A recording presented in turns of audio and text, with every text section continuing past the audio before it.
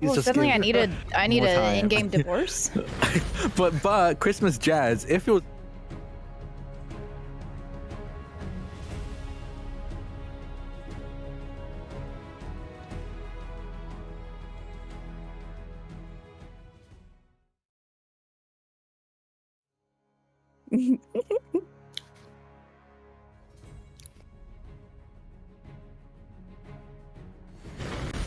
What's going on, everybody? CaptainRoBear and crew here for Stormforge episode 29 with audio. Sorry, things got very, very heated. We started to talk about Christmas music, and there were almost creative differences, but we resolved them now. Yeah, we were just saying about the lights. It started with the lights at first, that we leave the Christmas lights on until New Year's Eve is over. It keeps it festive, and then we devolved into tolerance of Christmas music. And you say tolerance of Christians. Christians at Christmas? To be honest, we were like, honestly, before even Sam arrived, we were talking about experiences as young kids raised as Christians. Specifically, young little British kids. Me, Ed, and RoBear, you hadn't arrived in the call yet. But yeah, I'm just saying that I'm a bit of a Grinch when it comes to Christmas music, because most of the times, like Mariah Carey, kind of like it just pop. So you gotta do the Christmas and jazz. Stuff like that. Christmas jazz, I'd actually be okay with that playing like right as Thanksgiving ends. I'd actually Ella be into Fitzgerald's like Merry Christmas. Oh my goodness, that whole album is. Yeah, because I just go to every store and it's like just Mariah Carey. I'm glad she's getting her bag, but like all she wants for Christmas is you to listen to her music. The music is rough. I'm still recovering from Thanksgiving. Please, at least give me some time. At my day job, I insisted that I put together the music playlist because I was like, I can't be here for 9 hours in a day listening to like the same pop songs again and again. So it's all like Vince Guaraldi and Nat King Cole and Kenny Ball and Count Basie and Ella Fitzgerald and Nina Simone and Billie Holiday. And I remember my manager like walking up to me and was like, I haven't noticed this is Christmassy yet. And I'm like, exactly. It's the beauty of it. It's like subtly instilling the spirit. Subliminal Christmas. And I love Christmas so much, but I love me some Christmas jazz. I mean, I'll be honest, I could be without Christmas and I wouldn't mind. Really? This is speaking as someone who's born 5 days after Christmas and 1 day before Christmas, New Year's. I could be without these holidays being around my birthday. Which, if y'all don't know math, that's in 3 days. Yeah. So is Halloween your favorite holiday? No, because we didn't really celebrate it in my family. I only recently celebrated it after in university of my own. I'm posting it all the time, but that's when I dressed up as Simon from Adventure Time.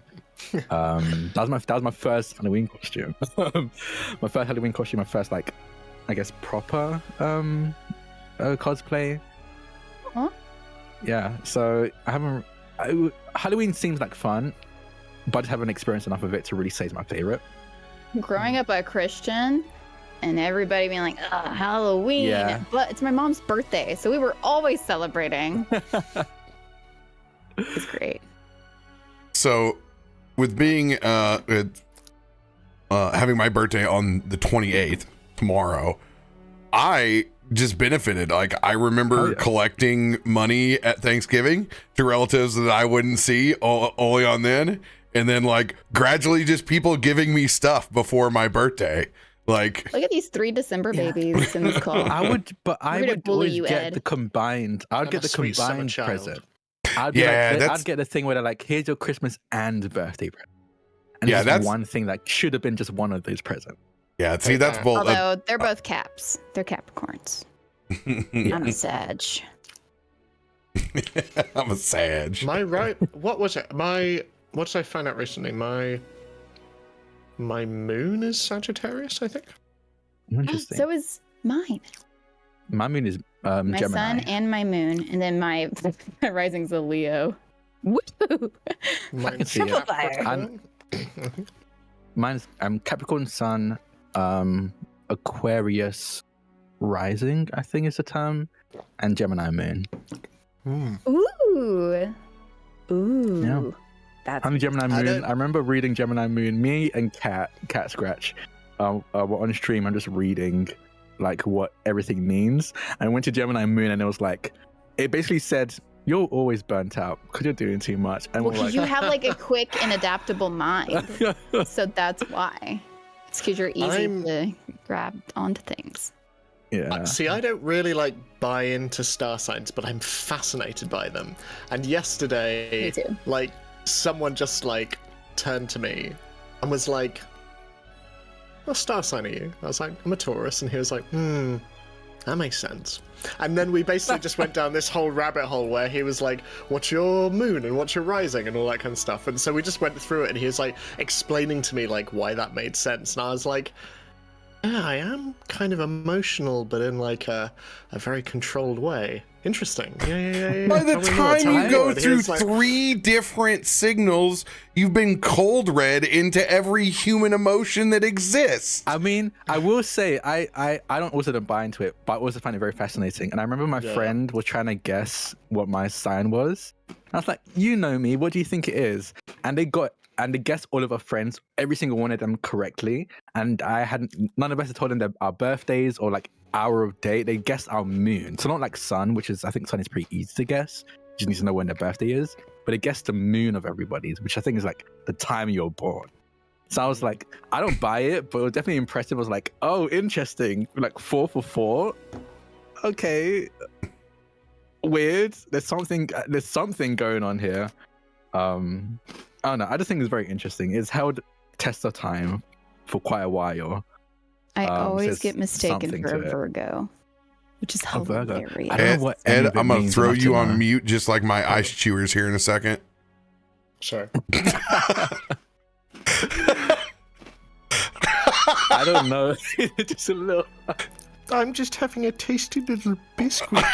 I know. I'm very aware of your tasty little biscuit. Taste the I'm doing biscuit. ASMR for all of our lovely fans out there. So Virgos are like really methodical, quick thinkers. They're also seen as naturally kind and sympathetic. So I see it and I appreciate it.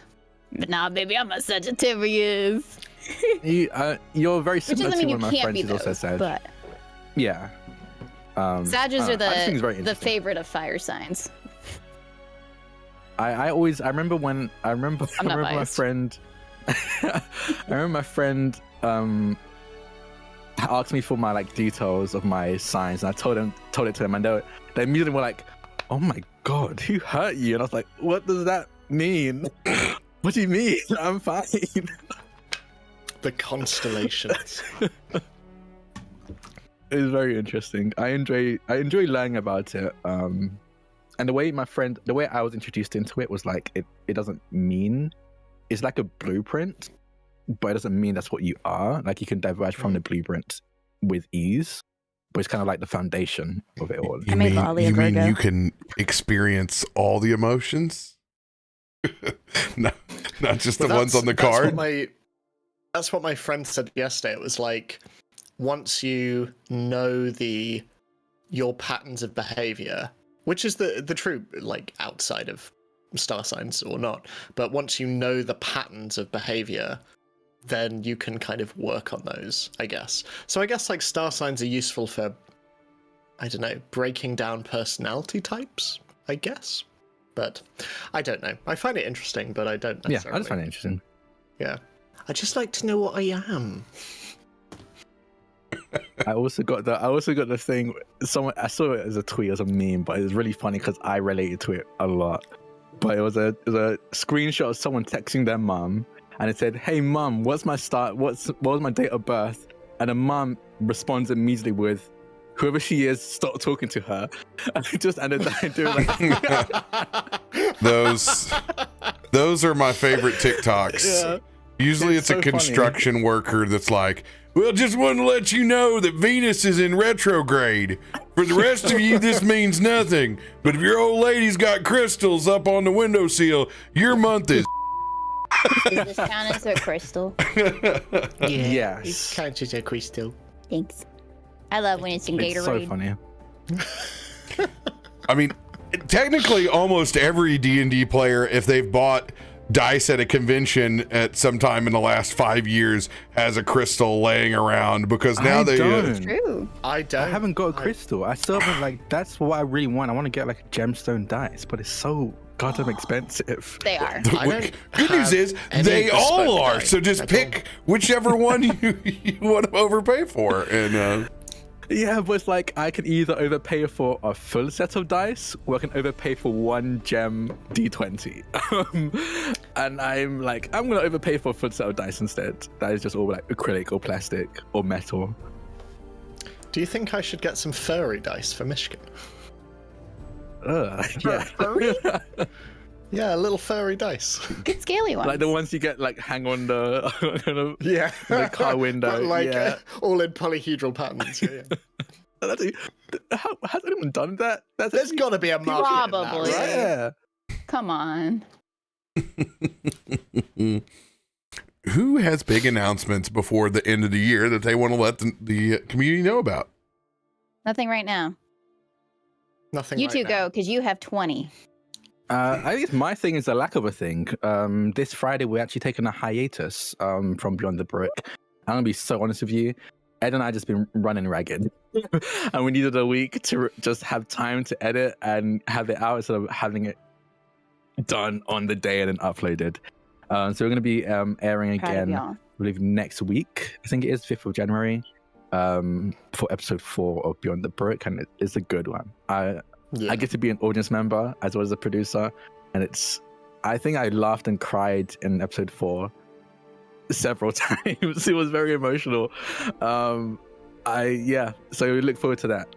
There is no Beyond the Brick this week, but it will be next week, and it's going to be incredible.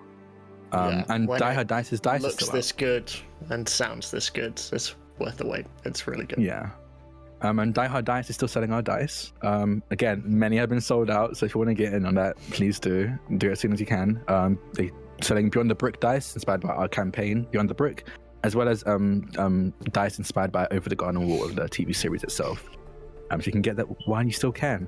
And if for whatever reason you don't want those dice specifically, but you want some Die Hard dice, use code BROOK to get 10% off, and that will support us Beyond the Brick. As well as BROOK. When for 10% do off.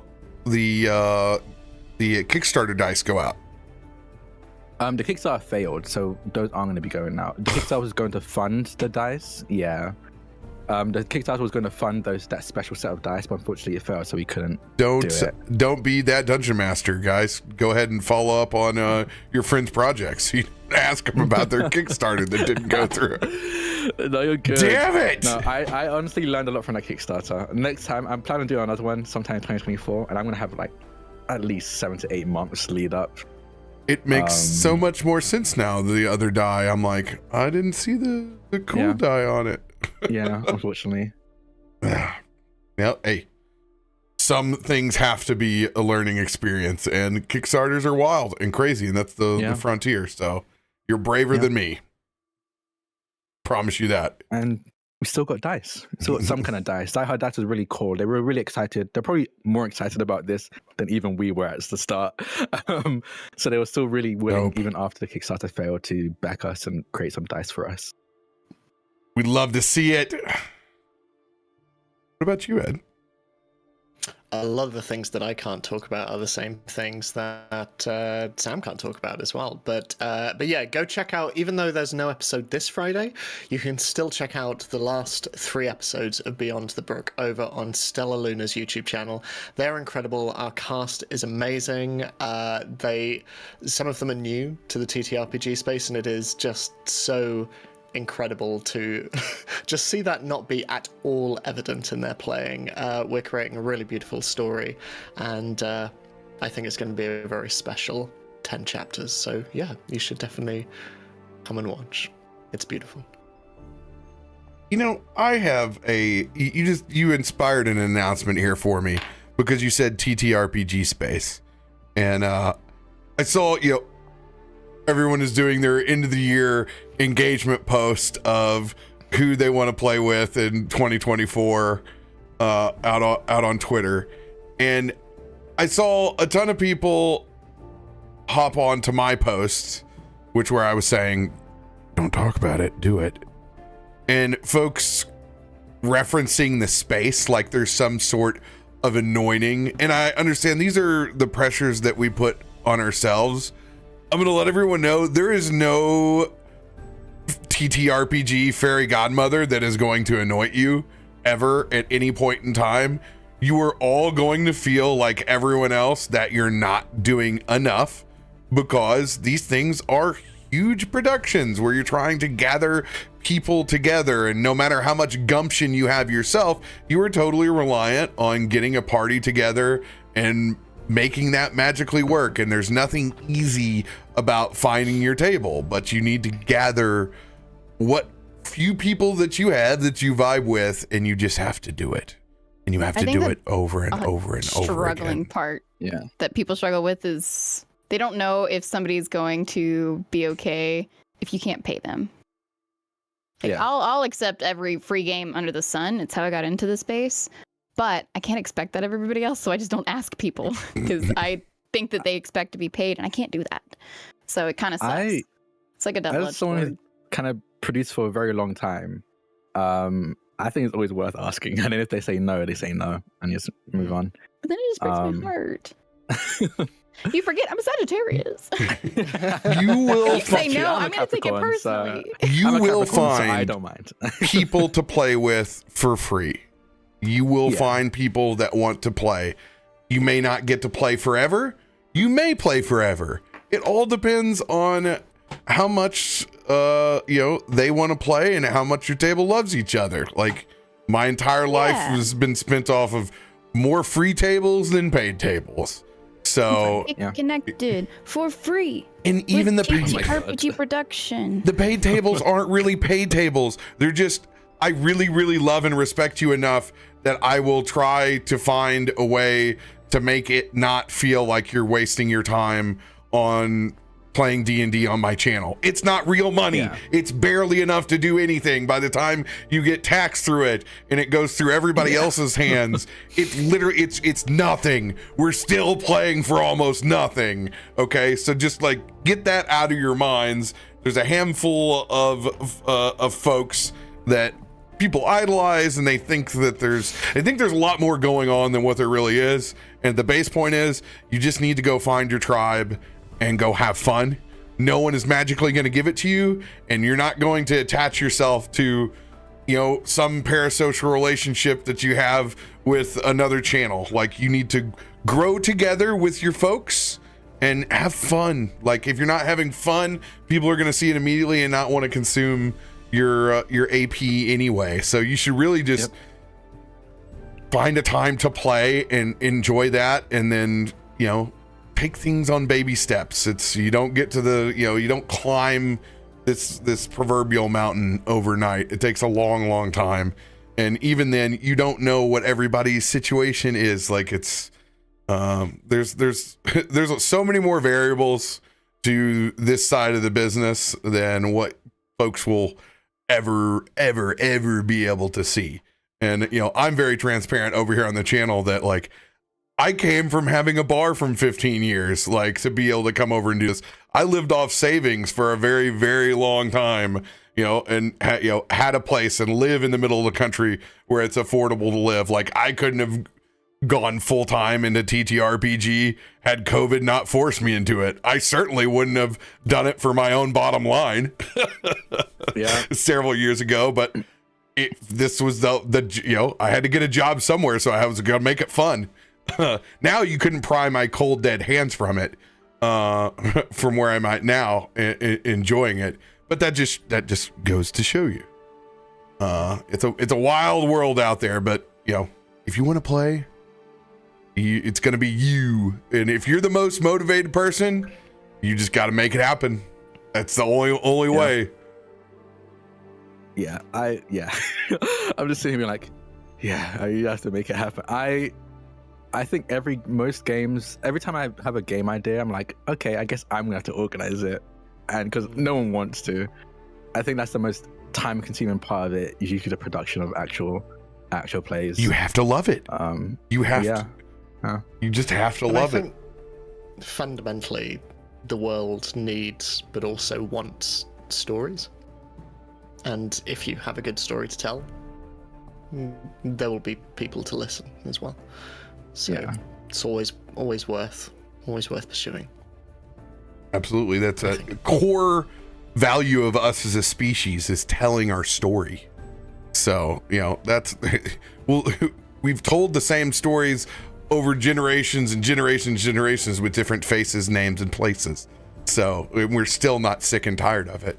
So there's always room for you and your perspective. By God, we need more of them that are elevated. So please come and bring your stories, and then you can run into making your own fantasy trauma. Speaking of fantasy trauma. Yeah. My schedule this week. So tomorrow, 6 p.m. we'll be playing.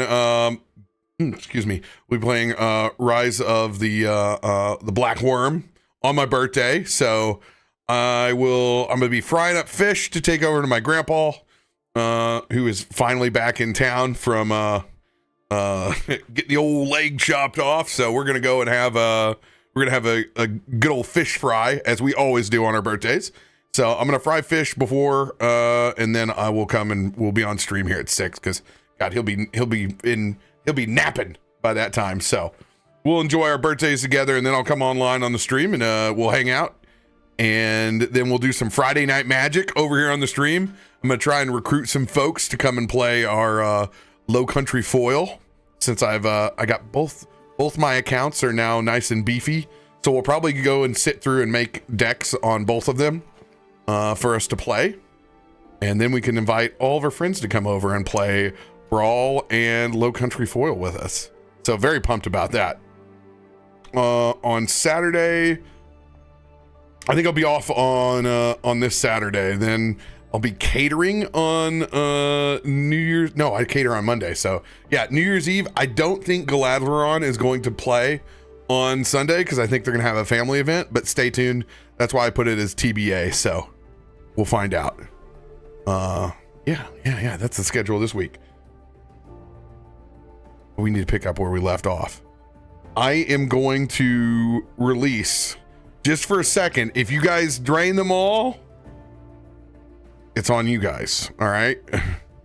But I'm going to release the coupon codes here. I think I was able to get like 10 of them in. I'll turn them on for a second. If they all go kaputs, it's not my fault. I have to sit here for like 2 hours and fill this bot up now that we do our redemptions for 25k gold. I know, my own creation, my own fault. But I will turn them back on for just a second, because I've had them off while I have been out and about and not at my office computer. So there we go. Redemptions are back on for a second. I think I got 1, 2, 3, 4, 5, 6, 7, 8, 9, 10, 11. Yep. All right. Hitting save. Booyah. And if for some reason you don't get your code, it has lovely instructions there to message me. Bass Hunter, I love you, but you are also not my mother or my father. So please, I have production taken care of here. You can take a big ol' sit down over in your viewer's seat. I love you.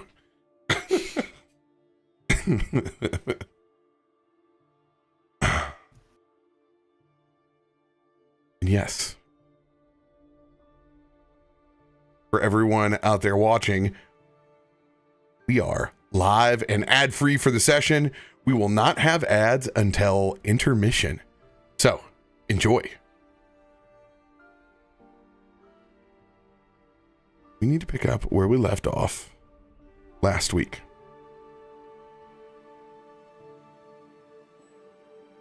As you all have descended into the crater into the north, a crash site in the mountains of the Forgotten Lands, searching for the recycle plant that was lifted there by mages, crashed far away from public eye. The disturbance alone has created an abomination a dragon wielded of a boreous light, and Myshkin, as well as the souls of some individuals that expended their power to get that recycle center in the sky here. Last session, Kallisto found one of these strange biological and machine forged artifacts, and a pistol called the Dark Heart, made from that biological part of the dragon and some of the machinery from the recyclement plant. As you guys were able to put together a small feast, get yourselves some rest, Kaivar still without his voice box, you all descended down into the depths. We left off right at the moment where Kaivar's voice box started to combine with one of those small nano machines.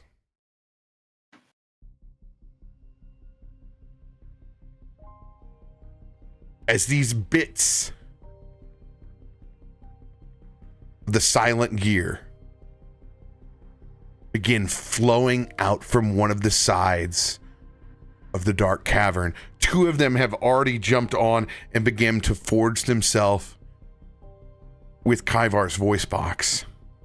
I need perception checks out of the entire party as these small machines begin to flood out from the darkness.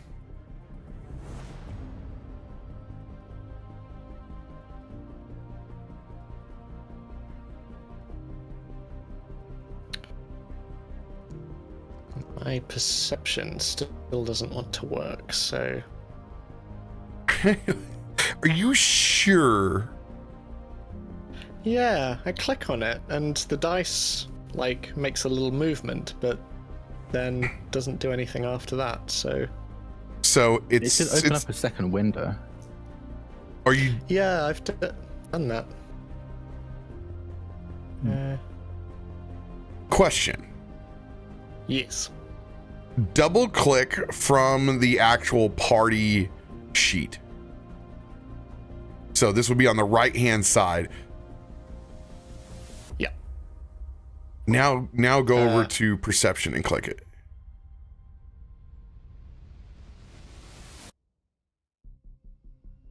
I see yours is set to Arcana. That's my initiative is set to that. Oh yeah, that's underneath it. Yeah, my bad. It's right above. But yeah, so if I hover over it, the dice like spirals a bit, but then when I click it, nothing seems to happen. It should pull up a perception check like little menu. Is it underneath your sheet? No.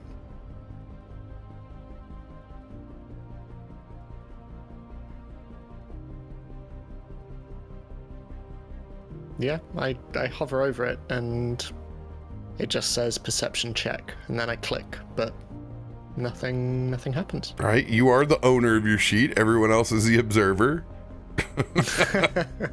I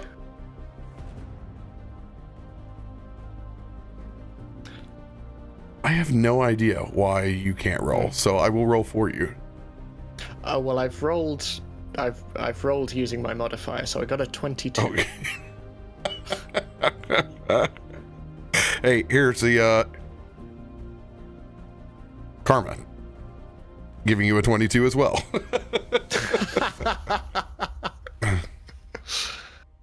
Both my eyes are equal. Kallisto. Lolly. You're the first two to notice that mechanical draw of small little legs skittering across this rock face.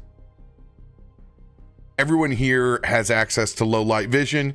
I think Kelthud's, no, even him, he even has it. If you had to, you would have the goggles to do so, you see this flood of small machines heading towards Kaivar. You guys are all bound, descending down with about 10 to 15 feet in between each other.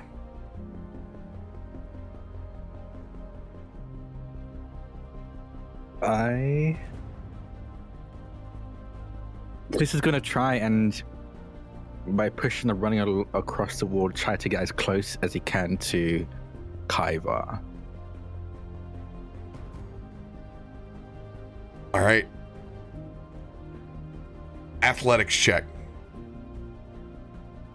Okay. Oh, my athletics are not great. Okay.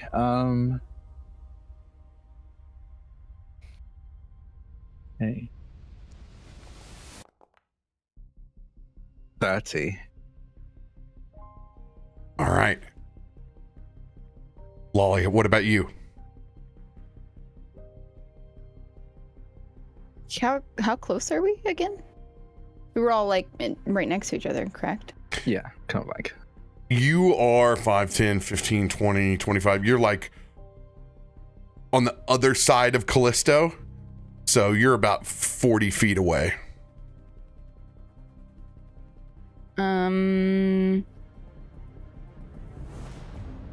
Could I somehow aid Kallisto to move over faster? Because he would be faster than I am, considering he is closer. Yeah, go ahead and do wind things as you have done before. I love wind things. It's my favorite. Just go ahead and roll a spell attack for me. Yeah, that's what I was gonna do.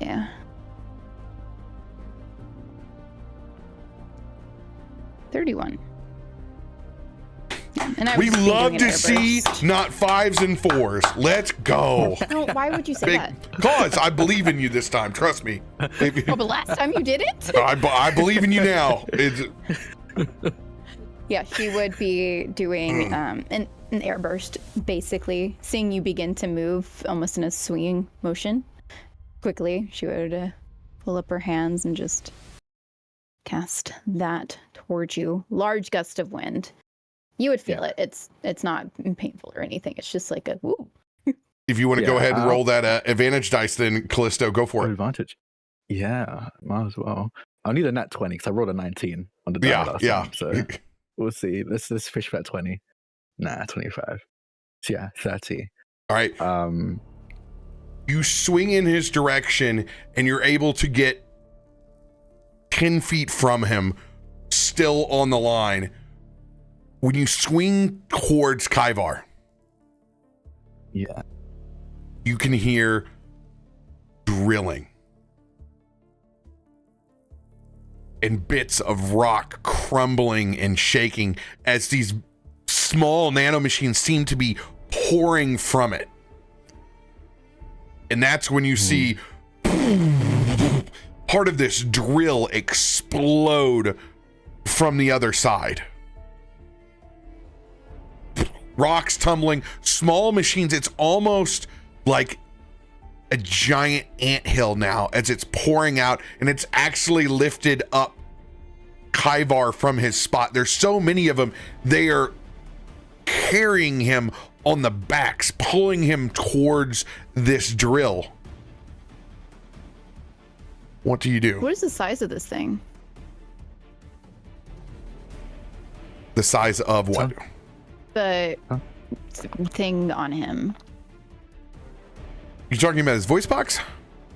No, the little automaton thing that was like on his chest. it's several, right? From what I'm picking up. It's not just like one. It's like an ant. He says like we just disturbed an anthill. Yeah, there are hundreds of these small nano machines now that have lifted him up like ants that are pulling him now towards. So he is literally the bug being heralded away. He is the prey mantis that is being lifted up by, hundreds of fire ants right now. This is very Page Master.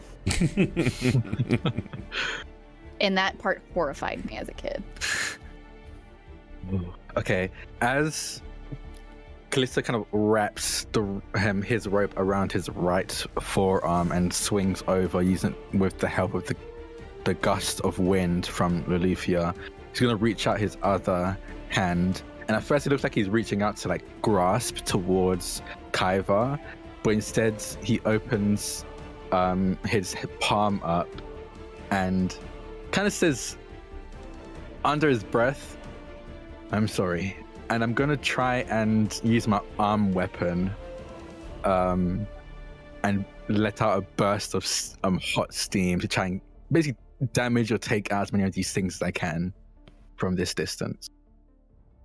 All right. Same time that this happens, Kelthud is going to pop 2 alchemical flares and just toss them towards the center of the room and light this cavern up as there's just action and happening around everywhere. You can't kill it if you can't see it. Thank you. And I'm gonna do the thing. I believe they have to make a reflex save. So there's the arm weapon. As you see, the cracks within the kind of lightning ore that makes up his arm now glows and steams, and then a burst of steam explodes out of the palm of his hand in their direction. Let's see here. We'll use, because I don't get to use these nearly enough.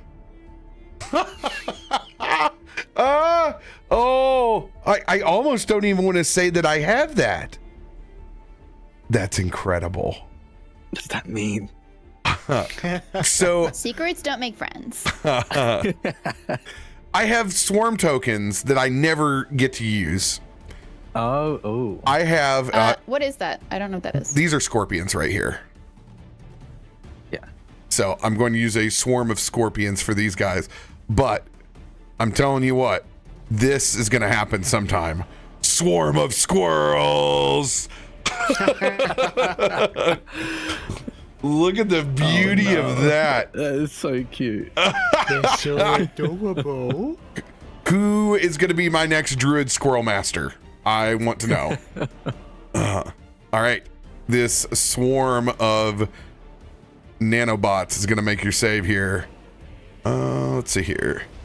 I see all the things except for the save itself.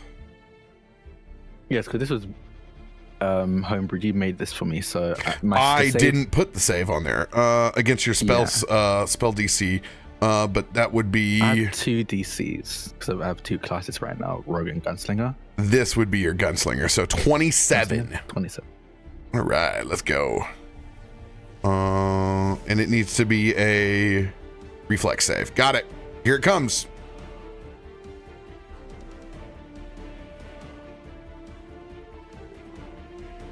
No! It was on the 2 for a second. Oh my god. Natural. Wait, is that not good? 20. Oh, No, I thought it was failed it. It was- Kallisto. Sorry. No. No! It was a save. Damn it. You make eye contact back with Kaivar as he is helplessly pulled back in by this horde of nano machines. Drill busting through the wall about the same time as you guys can hear small thopters. As machines begin pouring out in different directions around the cavern. Kaivar disappears back into the cavern.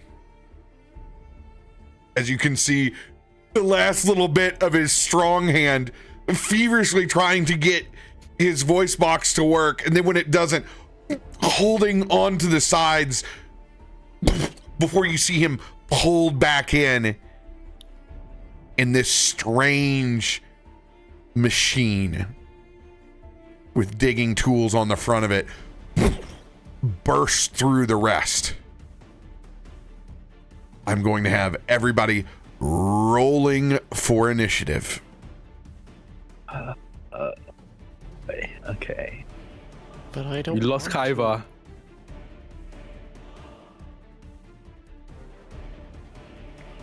Oh. There's no time to react, right? Because it's a 20. 20. Kaivar is gone. Yeah. Is the rope still attached? It has been We all have our severed own by the individual- small machines. Oh. Okay.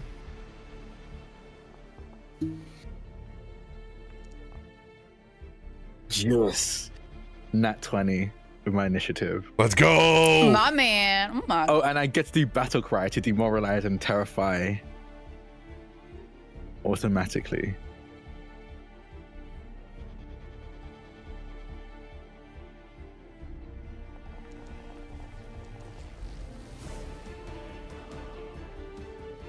Ooh, there's a nat 1 in there somewhere.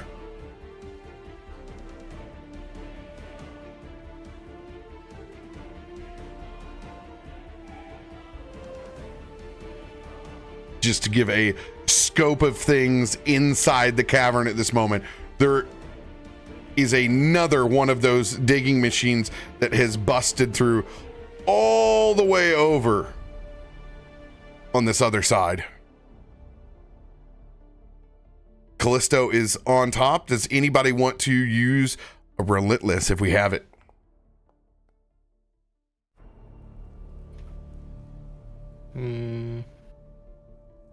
I think our order's actually, I think we're all first before the creatures.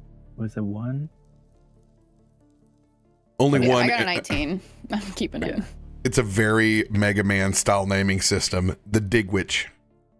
I love it. I love Mega Man. I wish I loved playing Mega Man as an adult as much as I did as a child. Now I'm just like, oh, you are not as good at platformers as you once were. No, it's just that they were more challenging back then. Because there And, wasn't any hot fix to fix any issues. It was just like, this is the game you get. nope, If it's messed up, good luck. there's one pixel that you have to stand on to get to this boss. Have fun. Yep. And if you get a butchered version, I had a GameCube version of a game where it got to a certain boss and it would always freeze and end. Oh, dude.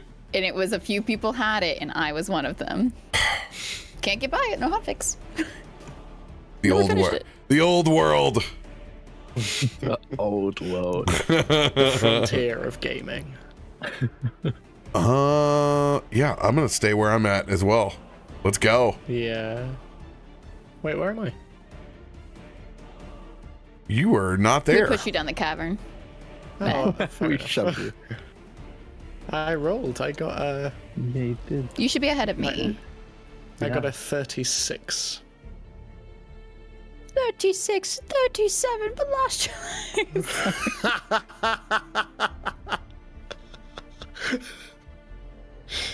You nearly made me snort. Boom. Kallisto, it is your turn. So, because of Battle Cry, before initiative, I immediately get to attempt to demoralize a creature for free. I'm gonna try and demoralize the one right in front of me. It's me. Just turn to Loluphia. I'm sorry, I couldn't help. Yeah, let's do this. In this case, since it is a construct, the form of demoralization is going to come from that steam hand. It just seems like for a second you lock up every bit of mechanisms inside this machine, whether it's the moisture or the sheer amount of heat. You can see it just pause and lock up in front of you. Oh, perfect. So it has it's frightened, right? Or should I roll for it? I believe you still get to or no, the nat 20 carries over. So what's your critical success on that? I believe it is frightened. Oh, hold on, let me check. Just having my character sheet.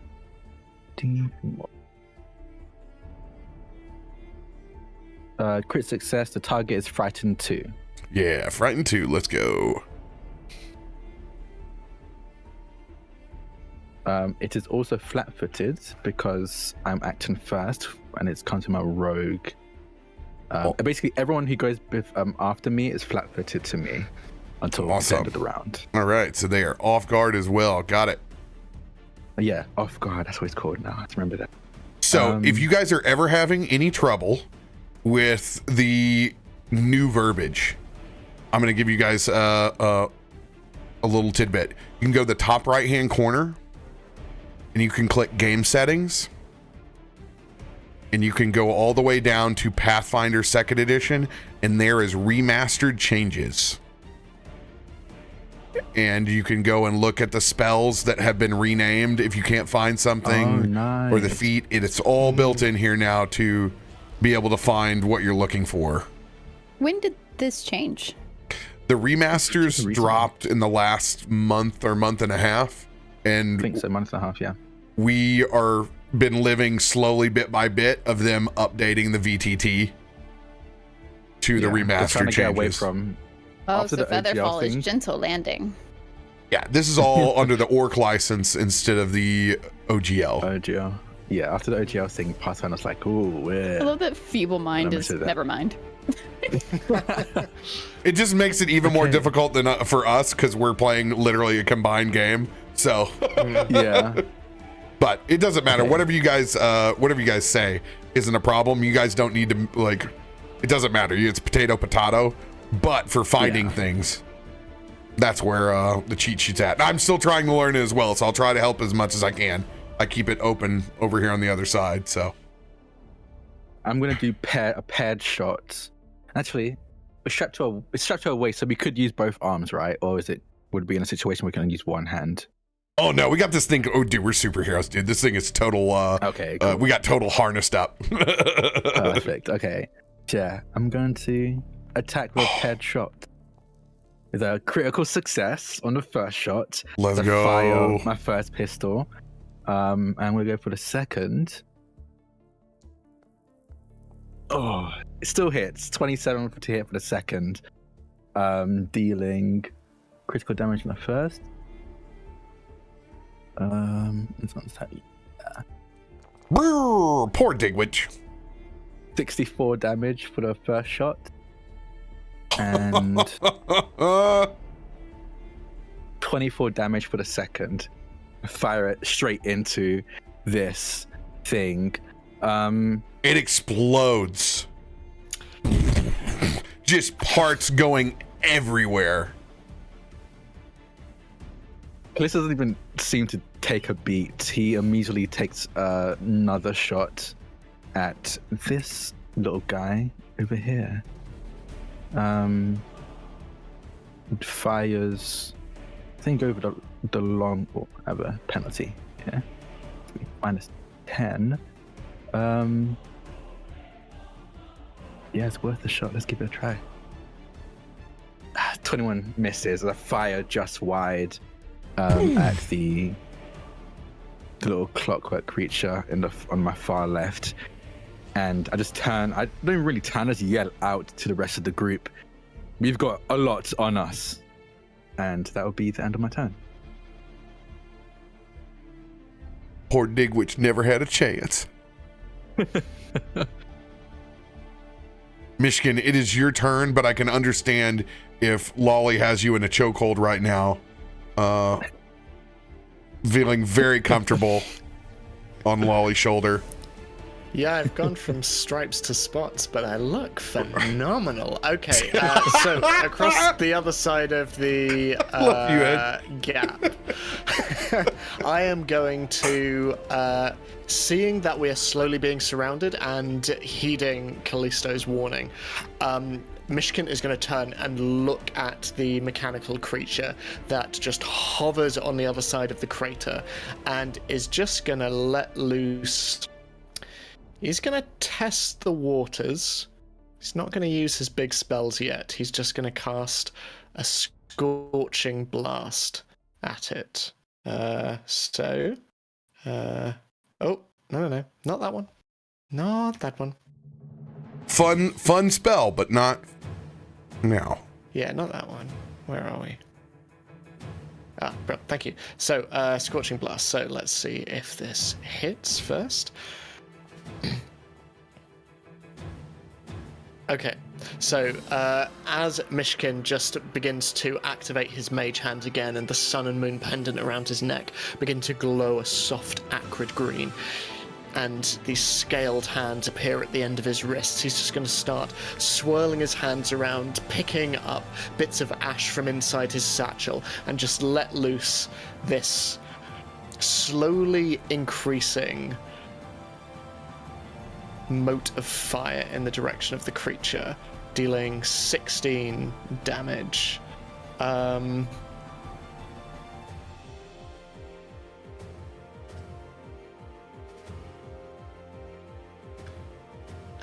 then Clockwork Spy takes all 16 points of fire damage. Lovely. Okay. Cool. And I'm also going to cast what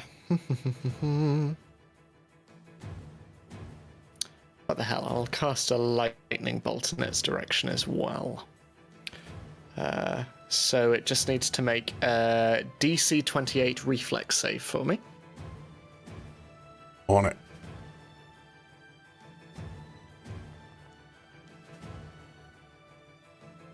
Succeeds by 4. Okay. I think it still takes half damage, though. Yep. So let me just do that. Ugh. Oh, that's horrible. Twos. Oh, God. I know. Okay, so it takes half of that. No, I don't do that. No. Undo. Myshkin's hair stands on end for a little bit. He just like shakes it off. That is all Myshkin can do. Myshkin is going to stay where he is, I think. Get a little extra bang for your buck as it sizzles again from the electricity, as you do know that they have a slight weakness to electricity. Interesting. Okay. That's you what I guys have wanted to fought know. these before. They seem to be just a bit larger than the last ones. Cool. Myshkin nods and just shouts out, "If anyone has any electricity, I would advise using it." And is just going to stay where he is. All right, so you guys can stay on your lines. You can unbuckle from your lines and stand on this large ledge that is here as well. It is your choice. I think Myshkin will just move a tiny little bit away. If it will let me do that.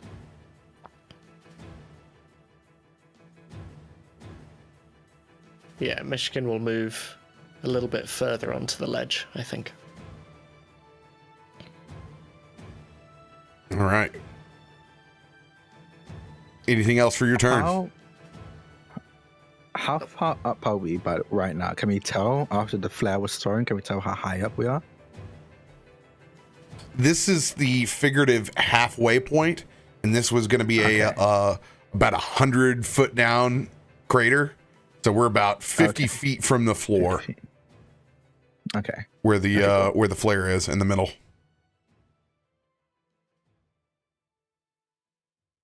Somebody else have a question as well? Also, are you where you want to be as well, Kallisto? Because I didn't really talk to you about being whether you could disconnect yourself or land or anything like that. So if there's a spot you want to move to. Good. I'm good where I am, and I want to still stay connected. All right.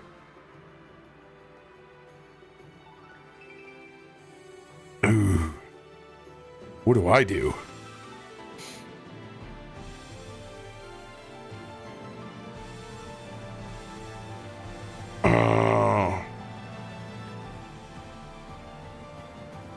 You yelled and said that Kaivar has disappeared.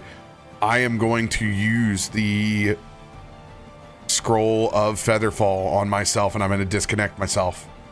And I am going to dash 5, 10, 15, run past Myshkin, I can't let them drag him away. 15, 20, 25, 30, 35, 40.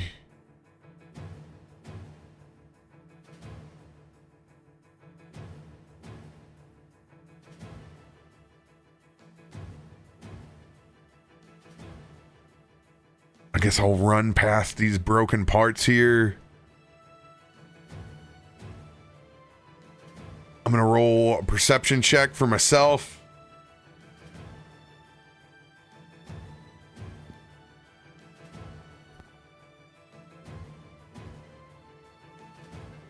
$29. I'm going to stare into this small tunnel this Digwitch has busted through. And I'm just going to use my last little bit to try to run into this opening. And you see Farouk, he's lit up. He's got both of his molten fire hatchets in either hand. There's just runs toward, and you see him get propelled like he's running into a speaker. It vibrates back. This just solid wall of nano machines flexes and pushes out as it repels him back 5 feet from being able to dive into this tunnel. You're just going to see him swing with both of his hatchets, bearing into these little machines, but they just keep building up over themselves. They're filling the gaps already! We can't lose him! That will be the end of my turn. Alright, you better hold on. I hear skittering coming from all over this cavern. As he's going to swing his flail and extend it out as a chain will try to reach that other spy.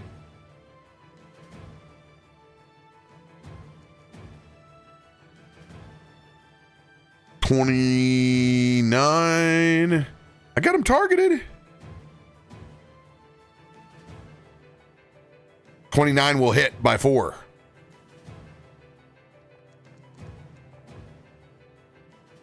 Ugh, nasty roll. Good God. And Kelthud is going to use his Featherfall scroll as well, but he is going to stay connected in where he's at. Lolly, your turn. Yeah, hearing Myshkin yell about electricity, she immediately would start forming in her hands just these sparks that you see. However, it's not something that's coming onto her, as these sparks can then be seen well across this crater. She's going to draw the lightning on the big guy. It needs to do a DC 27 reflex. All right, reflex save coming in.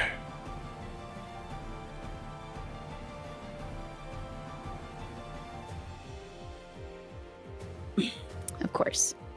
Succeeds okay. by 1. That's okay. 20. So it's going to take half of that? Yes.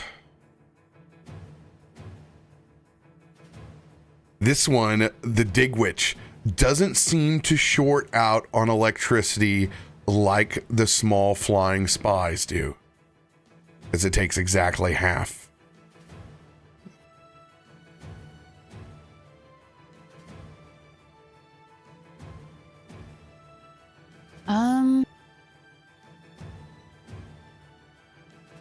Are you sure that it does? So I was noticing that.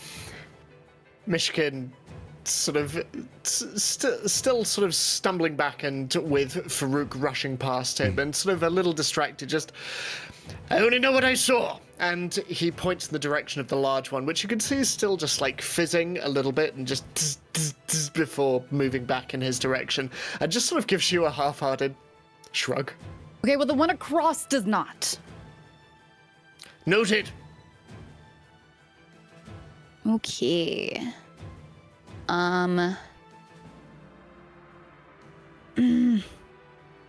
Do I want to?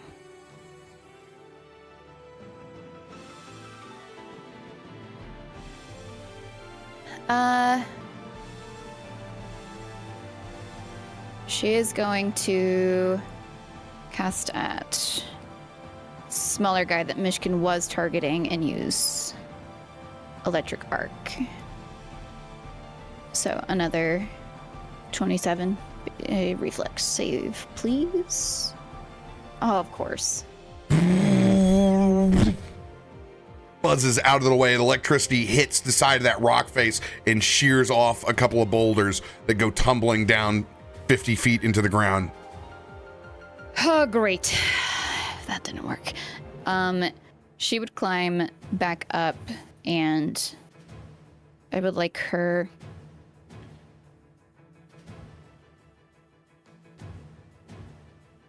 Yeah, she's gonna take flight. I would like to be 20 feet above the ground level. So you're actually going to fly down? No. Like climbing up onto the rock surface where they were climbing down from, and then 20 feet above that. Okay, so you'd be 70 feet in the air, 20 feet above, above the rock face. Got it. Woo. That is end of my turn. I think. Yes. All right.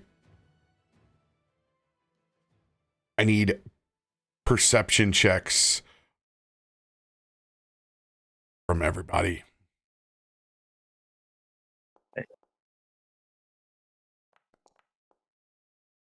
What is that nonsense? The 2?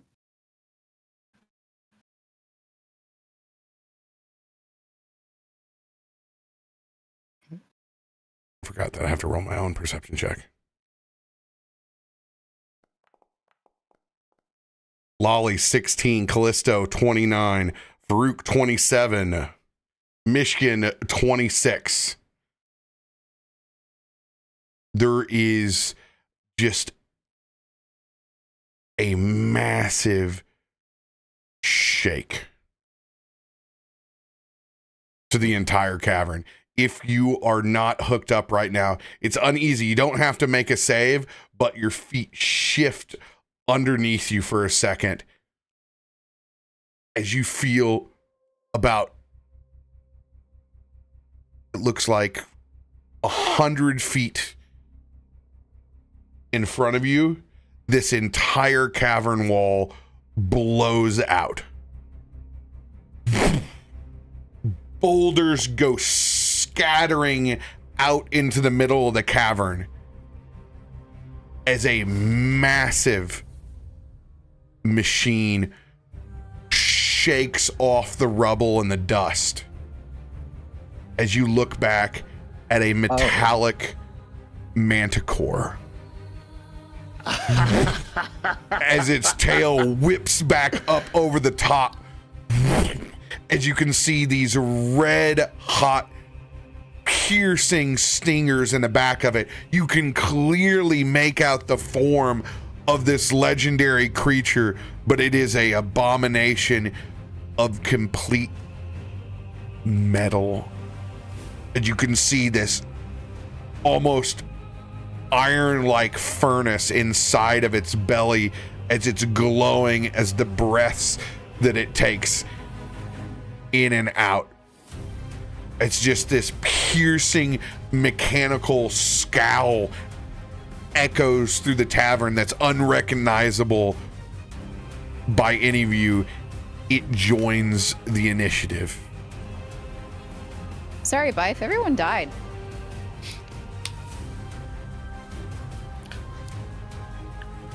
me, the player. The player. We didn't catch anything What? you just said. All I heard is me, the Oh, player. Oh, me, the player loves this. Me, the player hates this. The small digwitch, or actually it's not small, it's quite a large digwitch, just small in compared to the metallic manticore.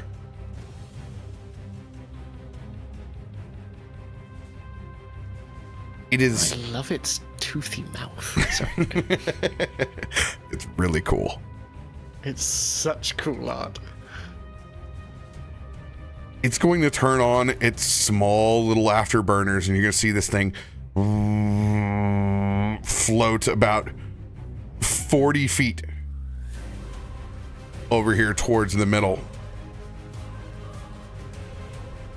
And it will stop.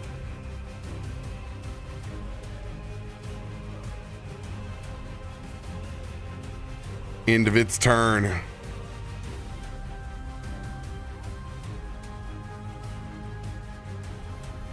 The little spy that is somehow held on to its life is going to focus on Kallisto. And you can see its single eye begin to well up as it targets you with this radiant eye beam. Something that you did not see when you were in the recycling center. Yeah, that hits.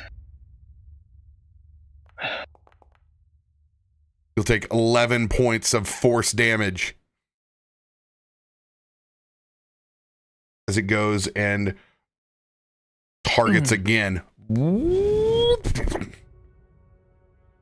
and focuses on Farouk that is next to you.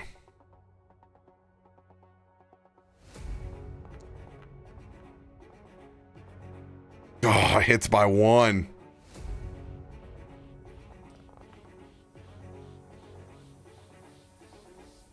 Seven points of force damage.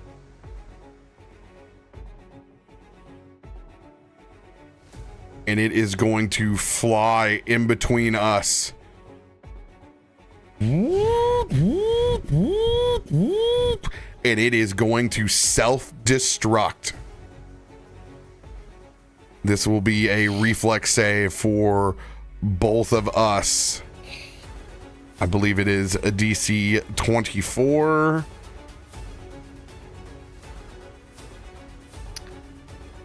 There we go.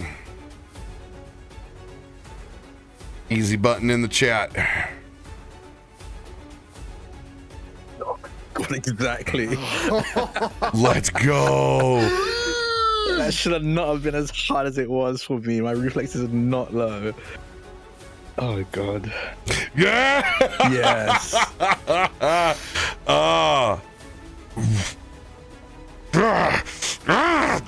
Instead of jumping away from this, Farouk is going to just grab it.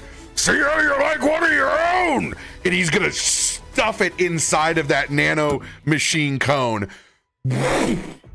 completely protecting you from the explosion, Kallisto, from taking half damage, as it is going to explode and spray little bits and pieces of machine parts and shrapnel in either directions. It's so metal. Thank you. We're gonna need more of those. Bring them on. Let's go. Going up. This one is gone.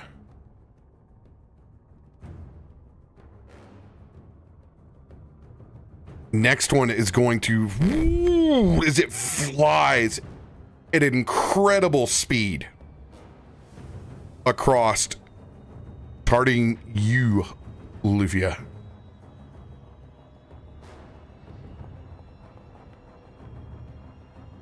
Yes, misses by Loser. 4. Next one targets Kel Thud.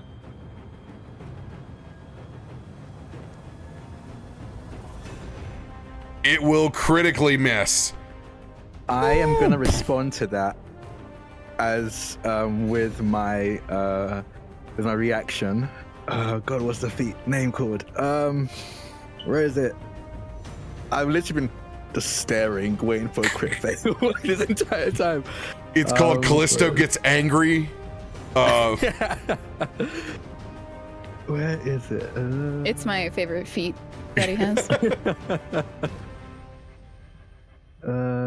Pistolero's retorts, and I see this crit fail, and I immediately pull out my pistol and I say, "Rookie mistake," and I fire at it with my reaction. Let's see if it Loluphia hits. passes out. Let's hope it hits. I like Callisto's feet too. Wait, Wait, hold on a second. Wait. a second. sorry, what? No, never mind. Continue. What were you doing? What were you doing? Dealing. Not much, but 15 points of damage. We'll take every bit we can get.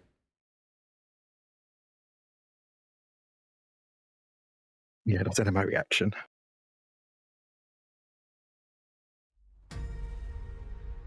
End of its turn.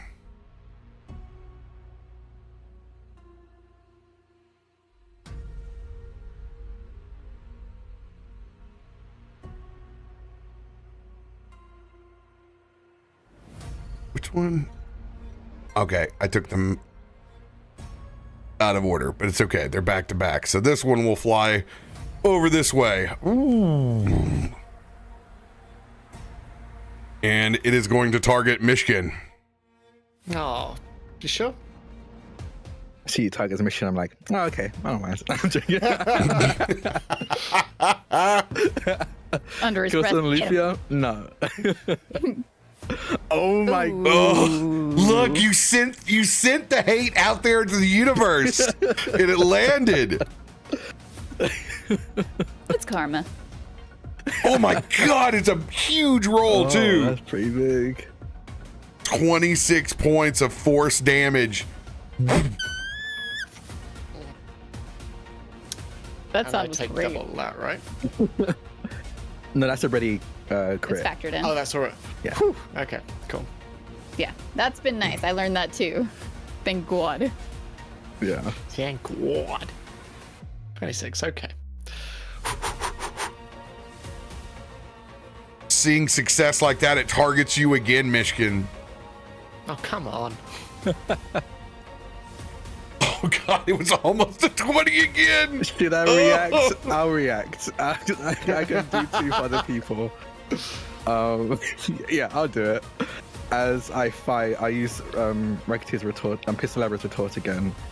You're like, my well, last- once was enough. I'm let's help him this time. It's only Myshkin. You only hit Lolly once. I guess it's okay. Critical hit. Yes.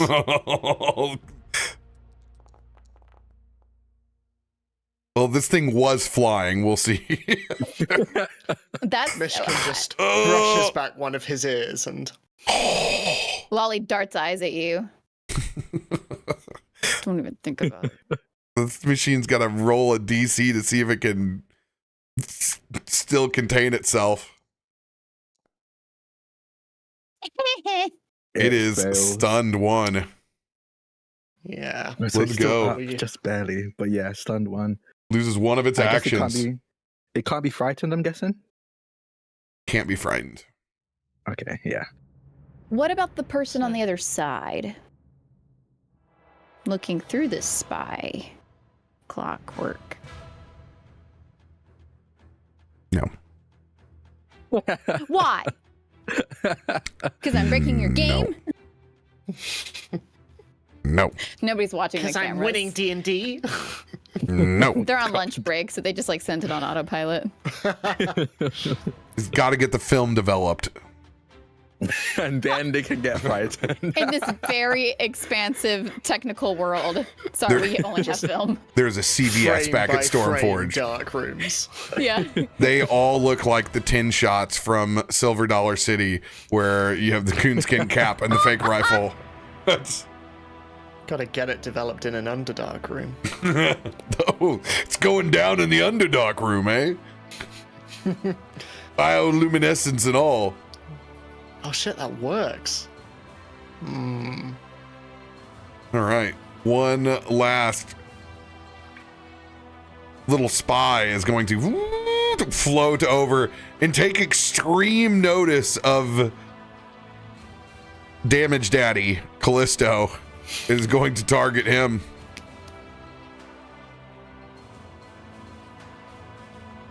Just hits. Just hits. Damn. Rolls low though, 7. That one was so satisfying to watch fall into place. It just, yeah. Goes after you again, but misses. Misses. They kind of like swinged out of the way after learning my lesson from the first hit. Kallisto, it is your turn. Yeah. Okay, I have a question. It's like a RoBear D&D question. Paired shot only lets me target one with both shots. Can I target one shot at one person and one shot at the other? Or would I have to just do separate attacks for that? On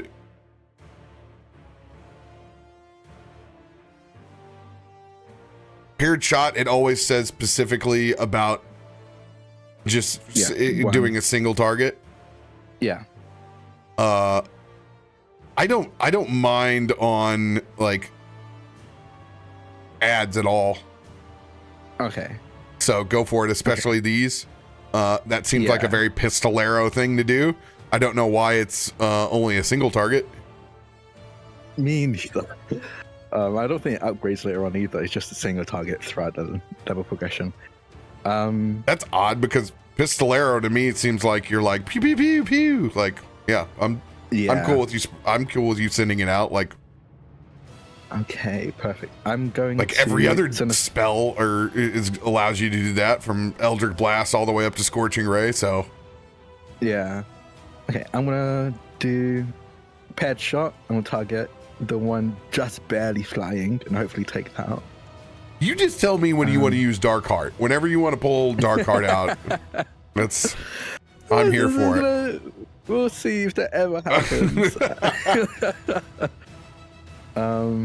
So that for that little guy that's barely hanging on, that hits, dealing there you go, 18 points of damage. And then for this guy here, crashes down to the flares.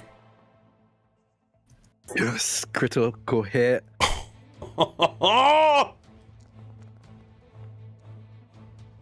40 points of damage as I fired my second shot at that one. Chat, it's like he was made for this. My man. And then I'm going to take another shot. Yeah, I'm going to take another shot with a -10 penalty. I think it's worth a shot. Yeah. Let's see what happens there.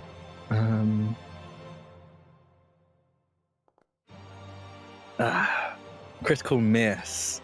The fire, the third shot, and it goes wide of a critical miss.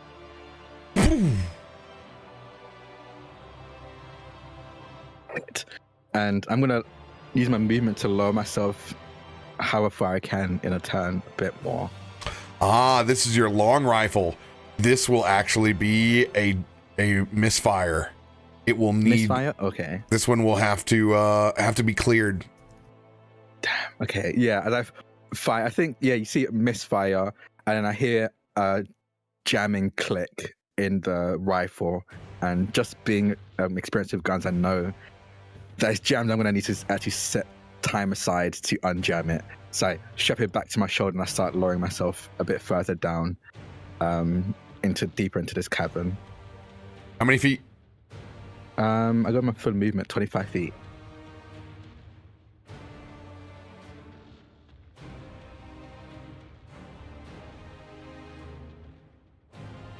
All right. Let's go ahead and take this dig witch out. It is gone. Anything else for you, Kallisto? Nope. That's the end of my turn. I just realized that I need to put a small picture of Drak underneath Kallisto. Oh, yeah, that's a good point. Yeah, Kallisto playing Kallisto. They're real. Myshkin, it is your turn. Immediately clocking this H.R. Geiger-esque monstrosity that's just burst through, and apparently spinning on the spot. Let me just.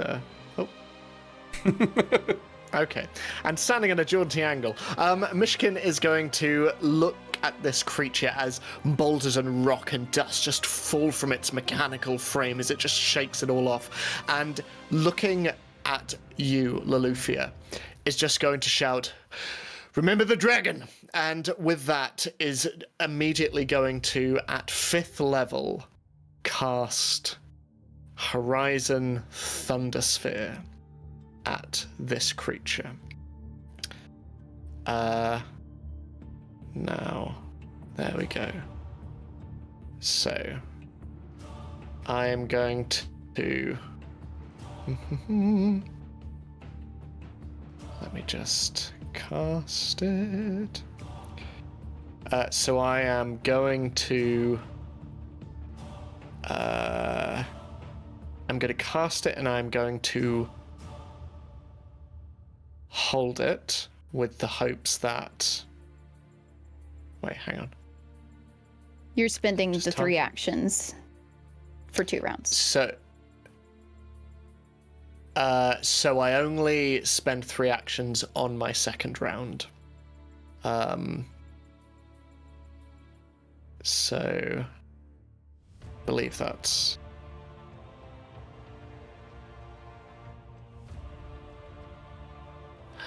You can luck it. Yeah, I'm gonna luck it. Is someone able to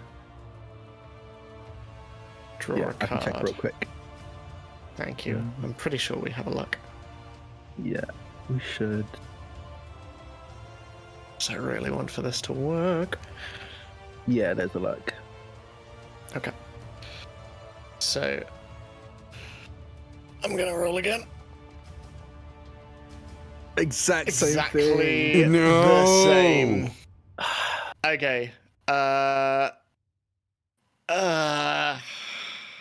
Does anyone mind if I expend an extra strike and use 2 actions to just cast that spell again? I really want for this to work. Go ahead. I will say, keep in mind, actually, no, extra strike resets it. Yeah, okay. Hold on. We'll see if we can find it. Fairly certain we have an extra strike somewhere. Yep, I see it right here. Oh, I will mark you gonna it. play it? Yeah, Bass got one already this session. Okay, cool. We'll just And mark that one then. And do we have anything that will add to the Inspiration? roll at all? Yeah, we have a any- Yeah, we have D6, D8, and a D10. Yeah, we have one of each. So you can go for the gold. Okay. You can do +3. Yeah, do the Yeah, D10. why not? Let's do that. D10? Okay. Okay. So plussing 3 to the roll. All right, I got all 3 of those cards marked. Thank you, Bass. Thank you, Bass. Oh, you marked them already? So okay, much. in that case. Probably should take back that one I played then. Okay. That's more like it. Okay. Okay, so it hits, so that will deal 11d6 electric damage.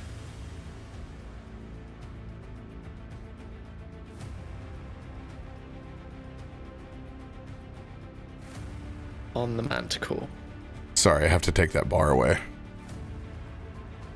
That's okay. Damn, I was hoping you wouldn't notice. It's part of the game we play. It's okay. It was real close.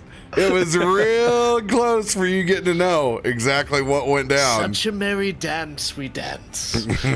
Right, that is all I'm going to do, but after casting this, and Myshkin, you see as his hands just shake in place as he is holding this mote of electric and thunderous energy just where the creature is, and as he is shaking, he just turns to look at you, Lolly, and he just nods.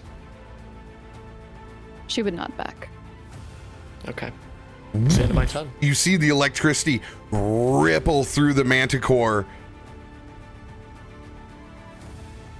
It doesn't seem that it affects it in the way that the spies does, but it does take every ounce of the electricity that you send over. So it's similar to the dig one? Mm-hmm. Cool. It's a big witch. The big bitch. Whoa. That's not what I said. I mean, I guess it does look kind of like a dog. It'd be a dog. Anything else for your turn, Myshkin? That is everything from me.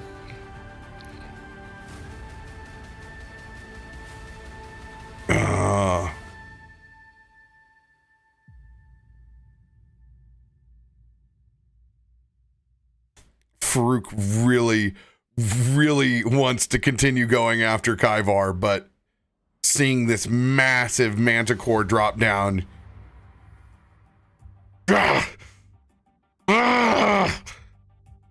he's going to run back and get a better look at what is headed towards his friends, and he's going to hold a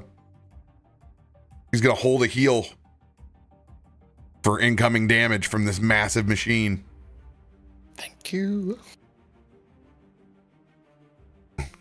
Kelthud is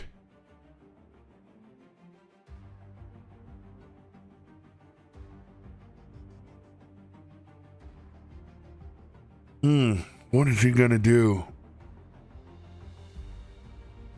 He's probably gonna take one shot over here at the spy, since he's got his flail and can do that. Just hits by 5.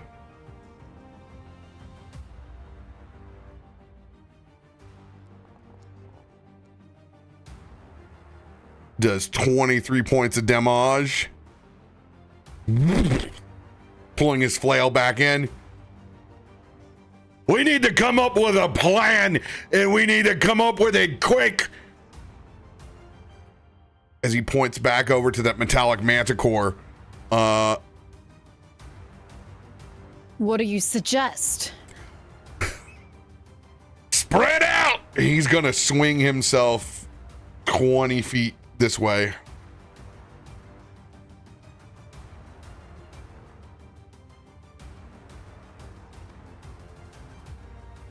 That manticore's turn. You're going to see it shake off the rest of those boulders and leap across,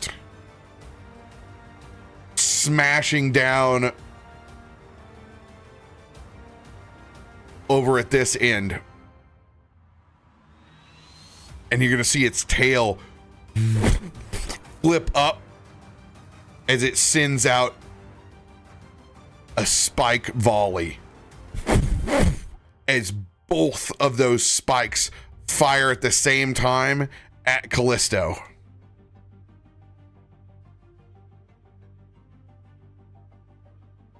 First one. It almost hit that 20 and I thought I died inside. Since the first one misses, you cannot be pinned down by the actual stingers. Second one, with no map penalty, fires off towards you. Hits by 4. Okay.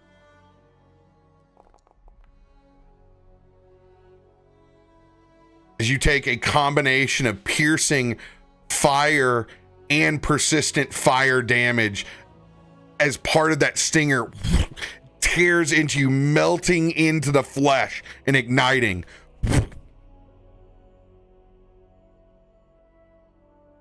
Then you see its tail fold right back in as 2 stingers replace the ones that were there. You notice, or at least everyone else notices, he took more of the piercing than the fire, as the fire almost licks off of him without really affecting him at all.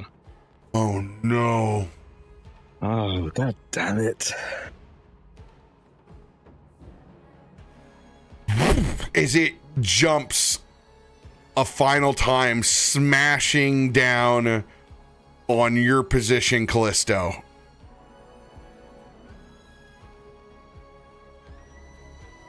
With this being a jump, it's going to be its claws instead of its actual jaws, as it's going to hit you for a crit shot.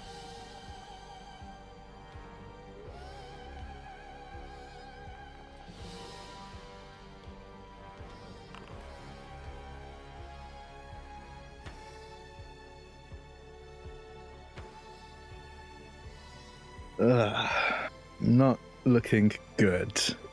This is slashing brow to chin. The target takes a -2 penalty to perception and ranged attack rolls until healed. Well, good news is I'm not even going to put that on you, because the heal is immediately going towards you from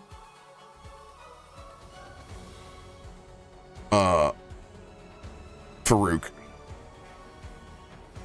who is literally underneath this freaking machine almost from where it's at. Or no, I forgot. I ran back. I did good things. All right. That will be the Manticore's turn as it's hanging on there. Triggers Farouk's heal. Come on, baby. Let's see if I can crit. Come on. All right, this will be a 4th.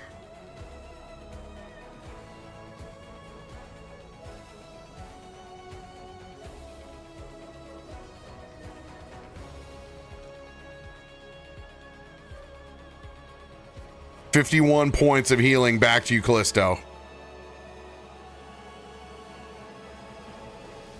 Oh, thank you, Farouk. I don't even know what to say. God, that's my dwarf. I don't even know what to say. Lolly, it is your turn. Yeah, yelling to Farouk immediately, just thank you. Because she is going to act on what she knows Myshkin was asking of her.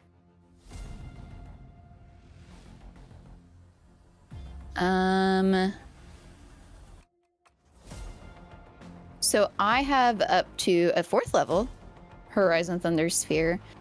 However, Myshkin had a 5th level that he couldn't use. With our combination, could I upscale mine to that 5th level? Upscale. I am holding that. Upscale his spell? No. Like with the combo of both of ours together. So I'm technically holding my spell at a 5th level to activate the next stage of it. If Lolly were to build on that, would that potentially activate the second part of my 5th level spell? Negative, Ghost Rider. I like where your heads go, but this time these magics will not mix. Okay. That would be something that would involve the hero point of the couple being in the same line, but you and Myshkin on this case, not in this one. Cool. Then I'm casting it at 4th level. On the big old dog. And it needs to... Oh, wait, does it roll? Or do I roll?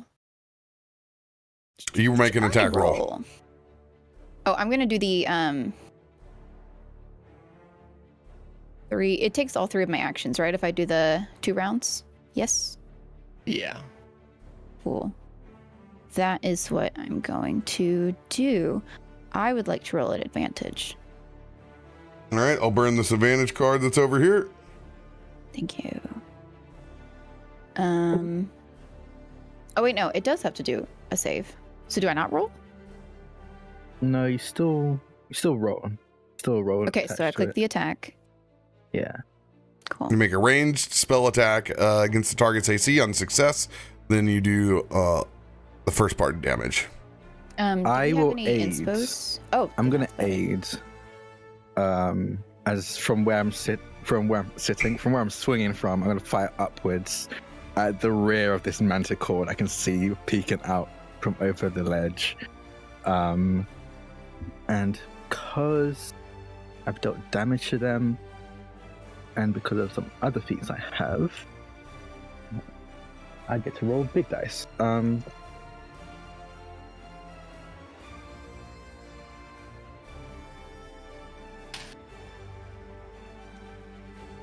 Nat 20. I don't know what's going on, but I'm not complaining.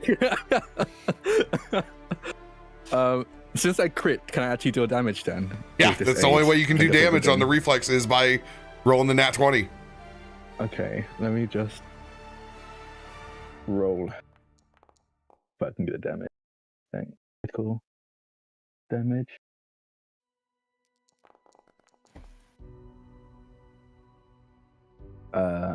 that's I good. deal 50 points of damage, and you get a +2, I believe, to your roll. Let me check. Go ahead and give. You already have advantage, so go ahead and give yourself a +3 to your roll, Lolly.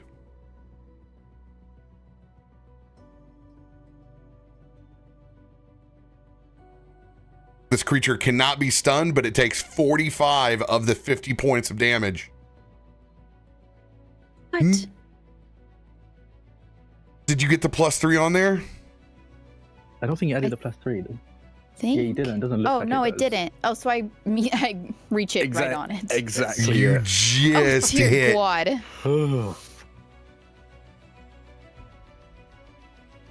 Okay. So since I'm casting it 2 rounds, do I hold the damage? Sorry, I've never done this for 2 rounds. Nope. So what we did last time was so remember what we did. It was literally our first session, I think. It was the second session, but the battle started second session. first. Yeah. Yeah. So we then so it just explodes, dealing an additional 2d6. So all you need to do this turn is to roll is to hit the damage button and roll damage. Okay. And then when it comes around on next turn, there's an explosion of electricity with 2d6. Okay.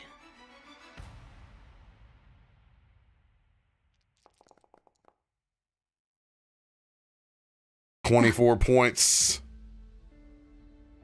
Mm. This takes all 24 points of electric damage. Can I luck damage? We can. Mm-hmm. If you want to do a reroll, you can. Yeah, I think I have a luck in my hand. Yes. Okay.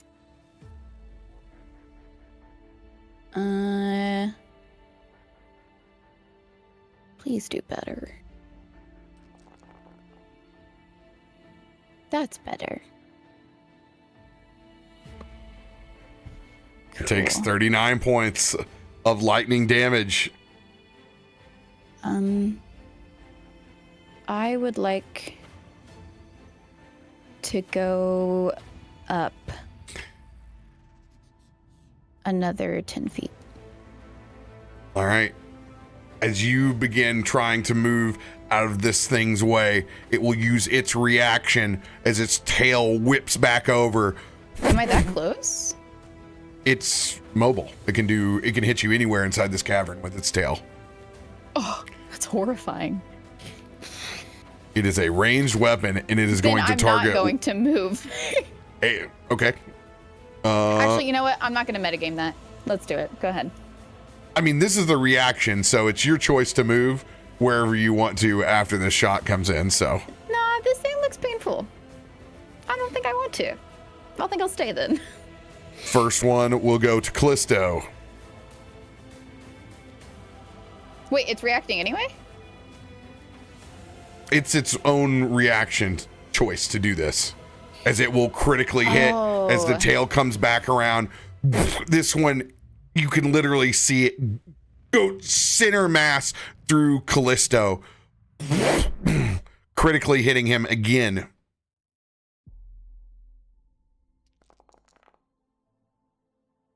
At least you have fire resistance, right? Yeah. Still a lot of damage. Oh, I forgot to do my... Kallisto, you are now fatigued. Well, that was fitting. Sucking chest wound. Yeah. And the other one over at you, Lolly.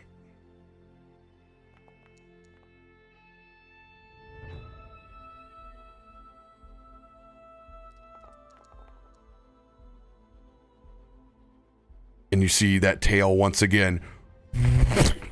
2 more form back.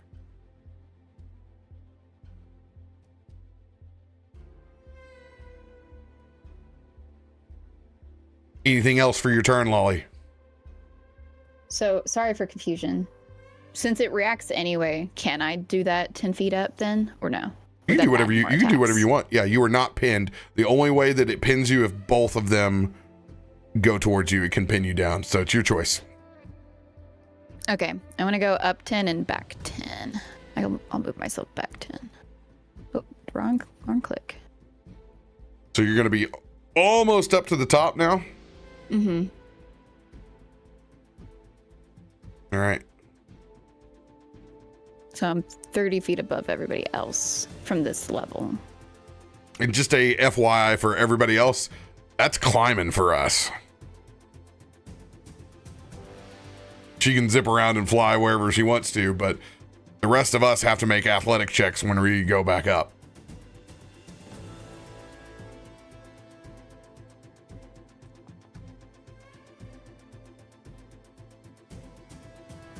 Go ahead and make your recovery check.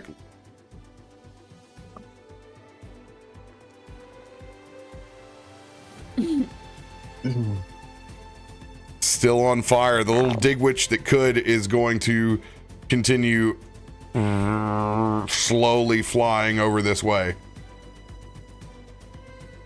It will use all of its movement to get here.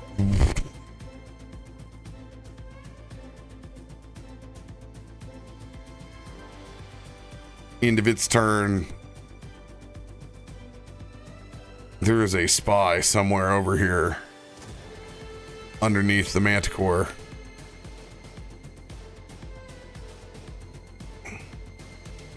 Whoop. And it is going to see Lolly going up and up. It is going to fly up to 70 feet as well. And it will target you with its radiant eye. Has that much speed? Woulda. It'll miss. It'll target you again. Whew. Missed by 2 on the second. She is dodging it in the air. Just, no more fire. I'm patting her arms to get the fire to stop.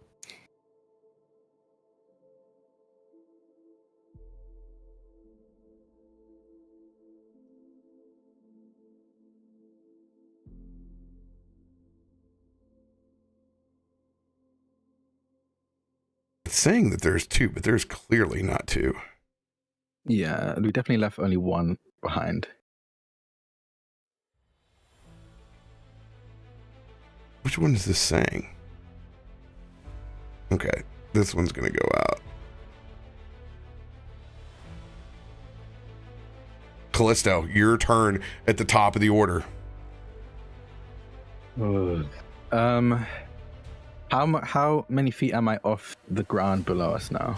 You are 25 feet. You're a dead middle zone. I'm gonna let myself drop the 25 feet. I have a feat called Catfall, which lets me make any fall feel 25 feet less, so I just land without any fall damage as I let myself fall from the rope and just, I guess, 3-point land on the ground below. And I'm going to use my movement to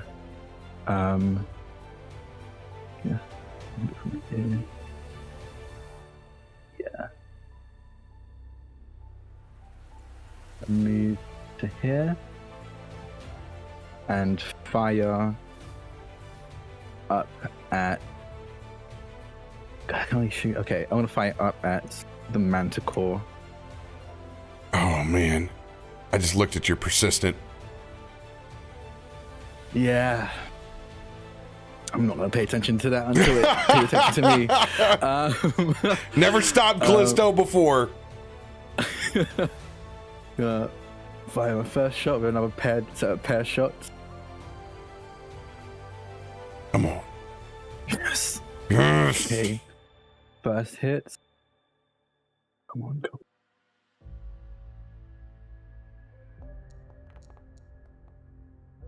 Damn it. Second misses. Wanna luck it? Yeah, I'll luck it. Yeah, just Kallisto damage is huge. So. Yeah, I'm probably I'm always gonna fish for that crit. I'll play a lot. And I'm going to burn an inspiration, as everyone's called it, at a D10. Yeah, add the +3. Send it. +3.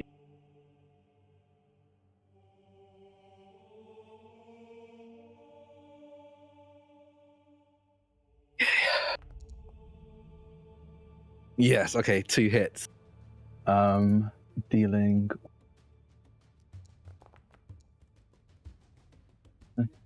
is okay, total 30 damage. I fire upwards at this Manticore. And then I'm going to use Battle Medicine on myself. So I pull out a syringe and just jam it into my shoulder. And see what happens there. To treat me by myself there, guy. I'm gonna go with train DC 10. Just let me do it from the hotkey for some reason.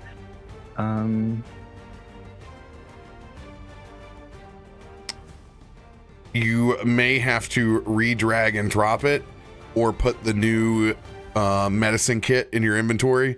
We're having trouble with Galadlaron's hotbar as well for godless healing. Okay, cool. Okay, I'm gonna do that.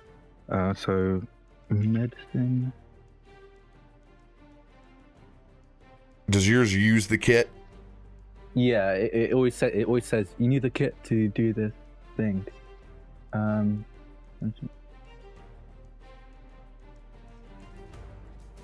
What's the kit called? Is it healing? Healer's kit? Tools. Healer's Tools. I'm gonna see if it maybe the name changed as well. It was what might be breaking it. Nope, doesn't look like it's one of them that's changed. Okay, it seems like it's actually letting me now. Yeah, let's see. Let's go. Success. 13 points. Gonna need every bit. Come on, low roll. Okay. Do I roll it, or does it do it automatically for the persistent stuff? It'll automatically toss it here. Anything else for your turn? Oh no, that's the end of my turn. Here it comes. 10, 19. Okay. I'm gonna Oh, that bleed. take the damage and take that damage and the coverage. No! Damn it! Oh no! I won again! No! Oh! Oh! What are these advantage rolls? All being the same number. No, that was from the two Or different. lux.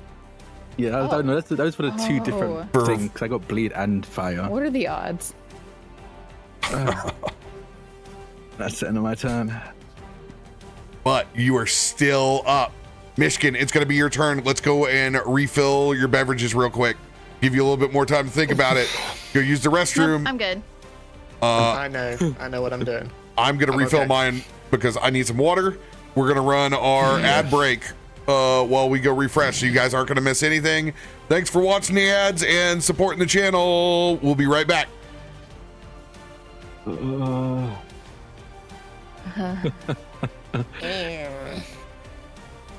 Kaivar comes back to a whole new party. What, we have to go and save this bug? What do we get out of it? Going, so I found these other people down in the crater. We're just like, yeah, we were down here too. We're down here all alone. Hear me out. Fraggle Rock the party. I mean, if there's any creature that sounds like it's from Fraggle Rock, it's a dig witch. Probably, yeah. Yeah. Just a little dig witch.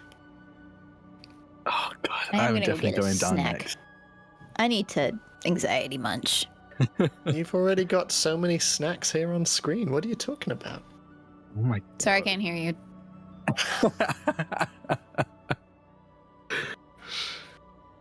Okay, this is tough. This is rough. This is horrible. Yeah, I think my- misread what my spell could do, and so Sam and I's plan has been delayed by a whole turn just because I was like, Yeah. oh yeah, I only need to. Oh no.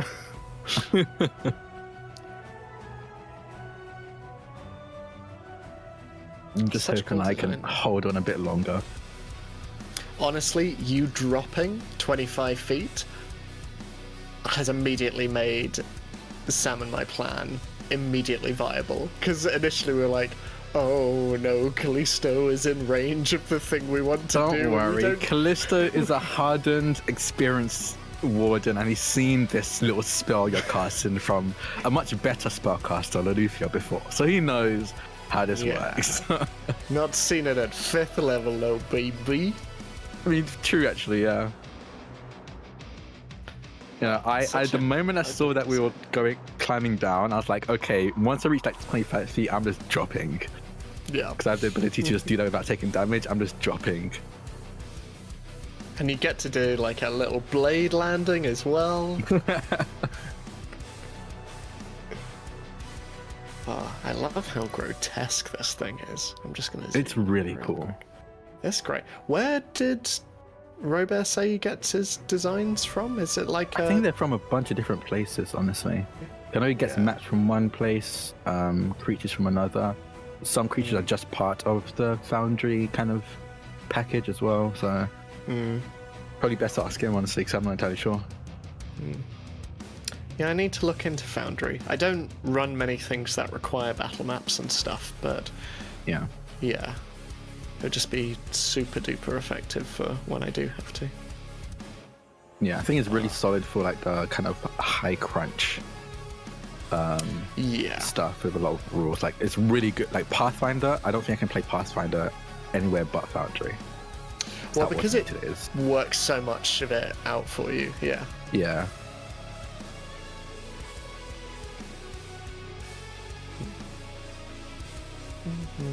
I've tried with Roll20 and it's just not. Roll20 truly feels like it's built only for D&D and nothing else. Yeah. Yeah, like we use it for Eden Falls, but that's fine because we literally just use it for dice rolls, and Yeah. that's it. I mean, honestly, for me now, like pretty much everything I run, I'm like, I'll use Roll20 for sound because it's just simple. But Yeah. No, everything else, I'm just like, I don't know. It's because it doesn't support most of the systems that certainly I find the groups I'm playing with tend to play. Yeah.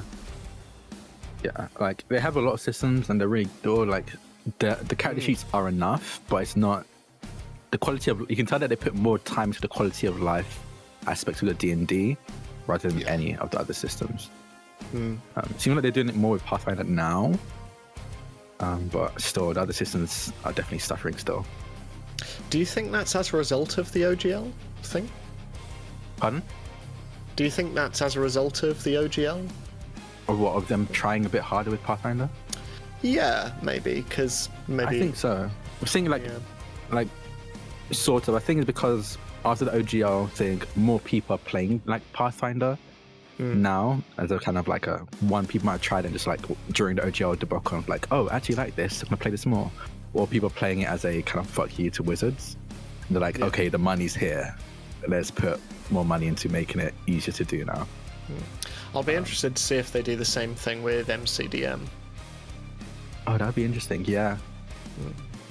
Do this, what same thing? Oh, with Roll20, they seem to be trying a bit harder and making at least Pathfinder nicer to play on there recently. Yeah, we're definitely thinking. I mean, overall on that platform, they need to upgrade across the board, but yeah, there's no reason that you shouldn't take advantage of a expanding player base. Yeah.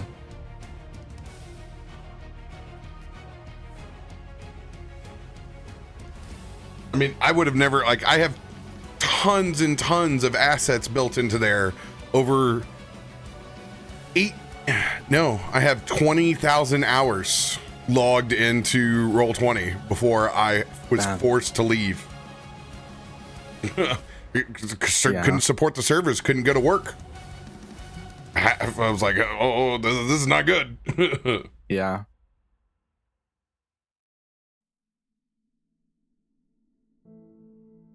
I don't know, we're just talking about, like, at this point, even for me, I think either it's only used as like a basic dice roller, or for music. Because we do a lot of theatre of the mind, at least I do. Yeah.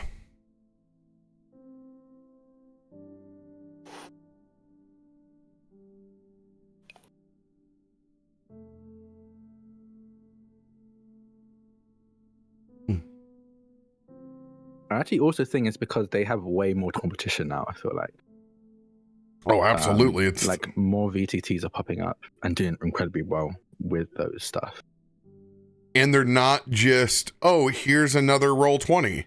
They're all very, very competitive and doing different things. So yeah, it's time to polish that thing. It lived high on the hog for a long time. I think once Demiplane starts doing maps, I don't know if that's even in their like plans, but once Demiplane starts doing maps, I feel like it'll really light a fire on their asses. That's who they should all be scared of, because that's who's going to make it easy for everybody to get into said different game based off of the easy tools.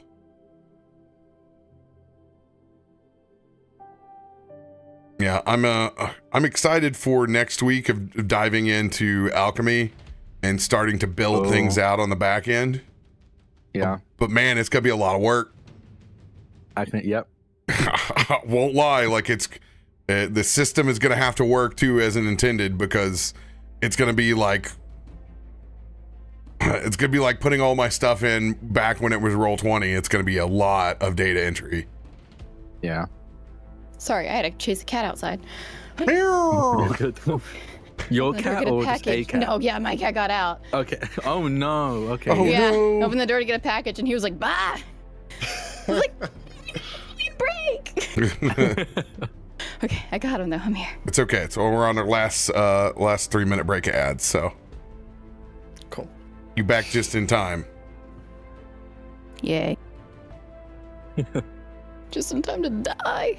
Ooh, let me show you something really cool. So where you can check flanking. So I'm going to move Farouk real quick.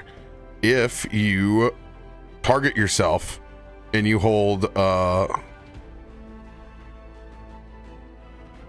Alt,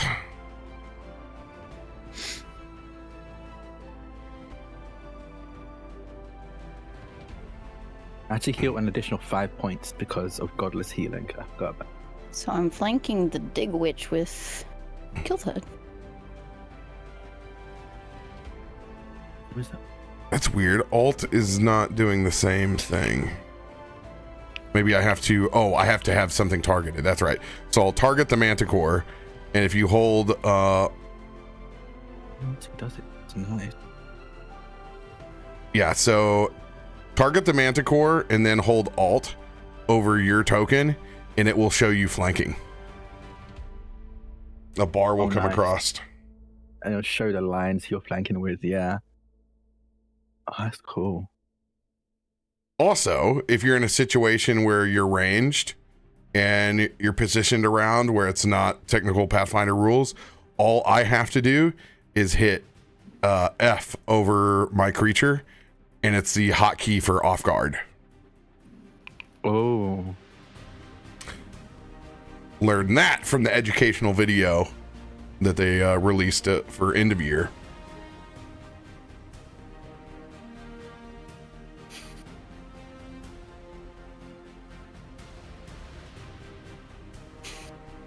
All right, we got 1 minute left and we can come back.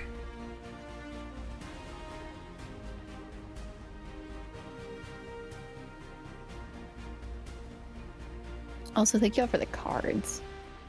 Be very much appreciated. Yeah, they're going ham. Thank you, Trevino. By the way, Trevino, I will be sending you a text message about chicken. Walk, walk. I love when I get a text about chicken. Yeah, me too. Late at night, bit of poultry talk. Nom nom nom. Good. Glad you're feeling better. I have a lot of catering to do.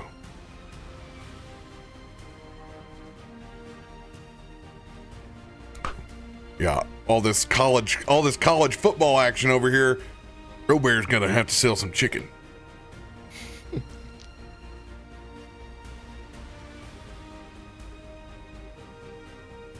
All right, cool. We are done. We are back. Live action, Myshkin. Okay, so seeing Loluphia hold this spell within the creature and casting his mind back to the first time they were together, and now no longer struggling with the spell quite as much as he was merely a few seconds ago, Myshkin also is going to cast Horizon Thundersphere, but he is going to, just as we did with the dragon, cast the 2-round version of it, building on Loluphia's. So it needs to, hang on. You would attack it again, and then the next round, you would be on your second round explosion. But I'm activating. So this is. Oh yeah, you've already hit it once. So now you spend all 3 actions. You can finish the spell. So I attack it again, and then whether it hits or misses, it deals 2d6 electricity damage to all other creatures around the target in a 10-foot emanation, but Kallisto has just dropped 25 feet, so they will be safe if this does happen. When this does happen. When this does happen. Speak the right words. sorry, man. Okay, so I'm going to attack it. Shall I inspo it, do we think? Sure, you can use a D8 or Hell D6. Should we do D8? Hell yeah, send it. big guns are needed. So that's a D8. +2, right? Yes. Yes, yeah. Lovely. Okay. Boom. So Drak, I love your emote on the cards. It's so good. Holy that's a crap. hit. Woo, by 2. 36, let's go. Needed the +2. Chat's so happy you guys are remembering these cards. Oh, big hit too. So 41 points of damage, and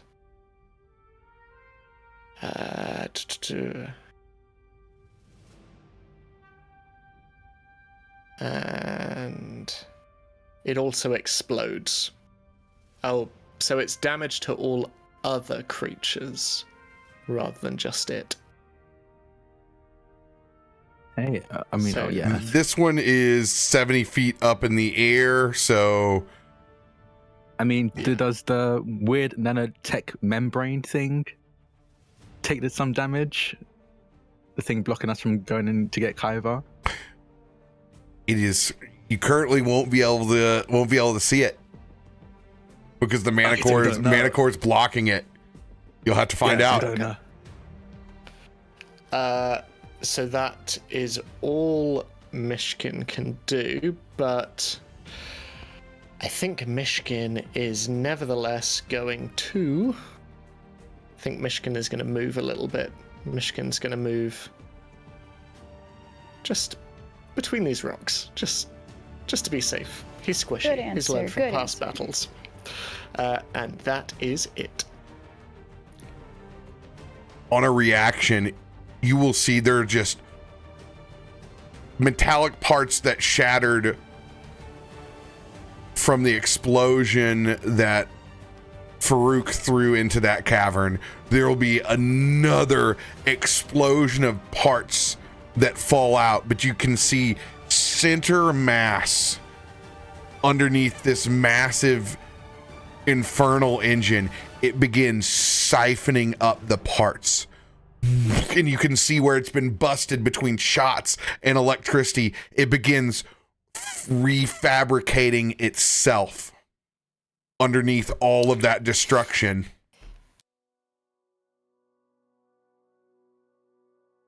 Cool.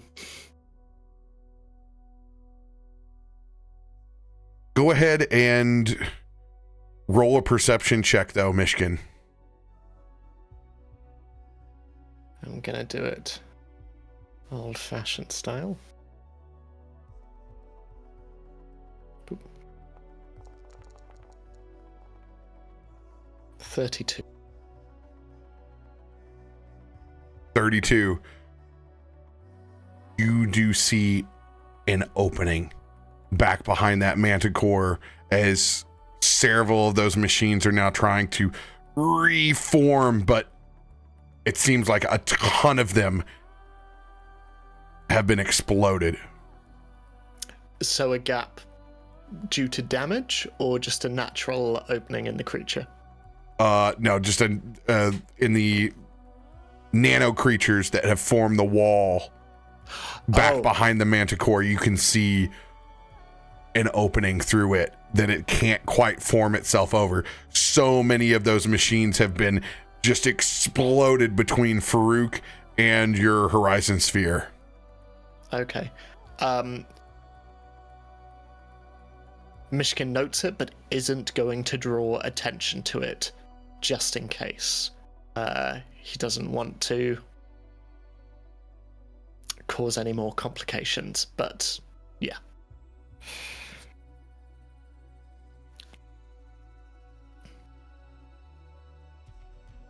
Manticore heals itself for 40 points as it siphons off, but there are no more creatures to siphon from this area.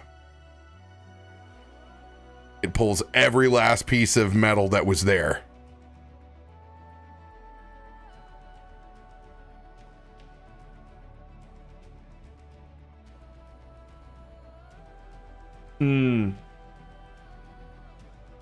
I don't see him. Farouk is going to run around this rock. and he's going to encounter and see the Dig Witch. Ah! Damn it! Run underneath Lolly's position here. Perception check.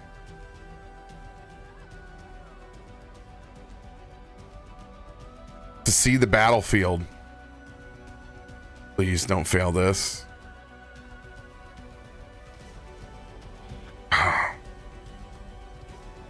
We can't see it. You don't want to. There's a 4.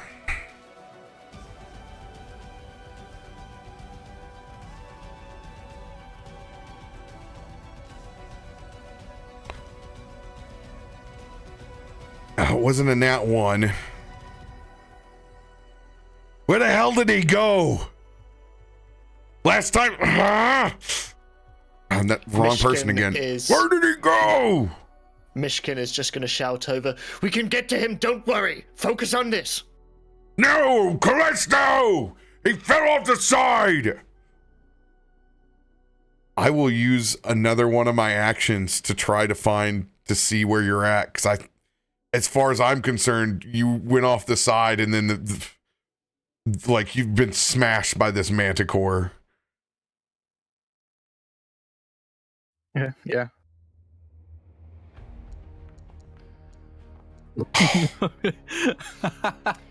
What is happening? I was with Why? the repeats today. Why is it every time when we try to re-roll, we get the same exact thing? Oh, man.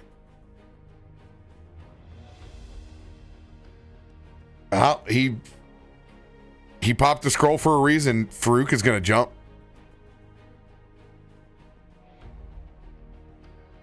He's going to fear the worst, that you are dead.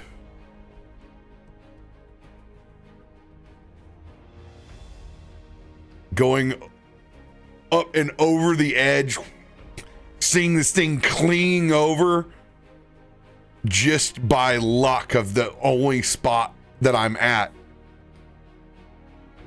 I'm going to see, where you're at. Could I free action to try to communicate with him via necklace to assure you? No, I got there, I can see it. I've had to jump off to get there, so I can see him. Okay.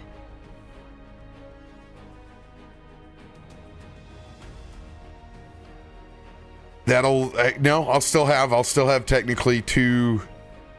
Yeah, I still have 2 actions then. All right. Heal coming in as I'm floating down this way.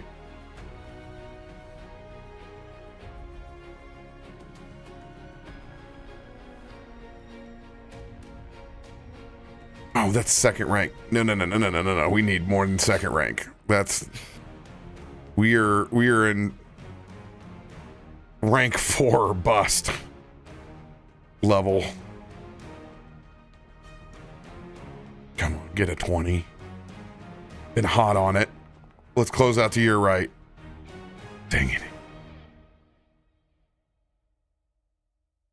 Here it comes.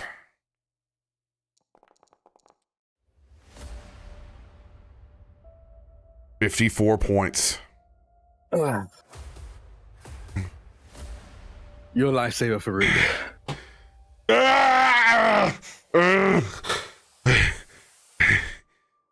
It's not cold just yet. We need to turn this thing into scrap. Well ahead of you.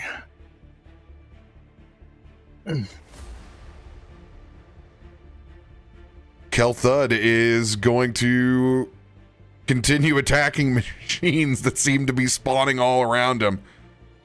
Ah!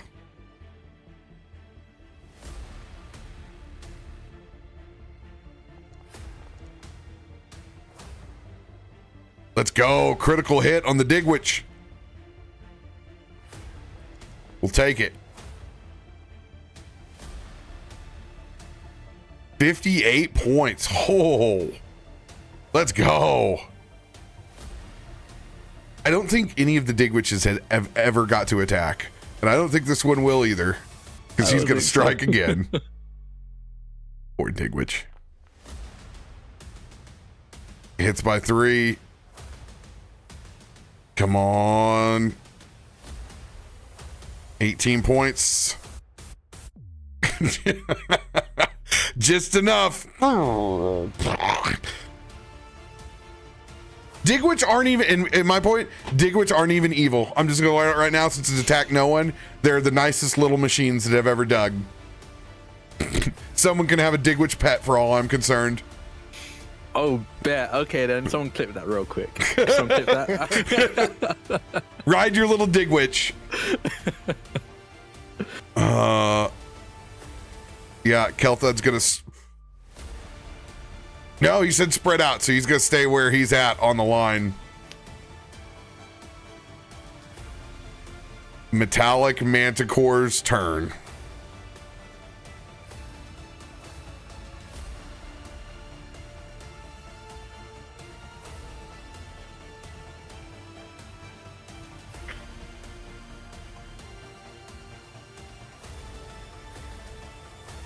What is the size of this creature? Like, how tall is this? 40 feet by 80 foot. Jeez. It is a colossal creature. And it's been hanging over here on this ledge. And it is going to pounce. Jumping up in the air, cat-like, towards you, Lolly. As it's just going to reach up with its paws on the first strike.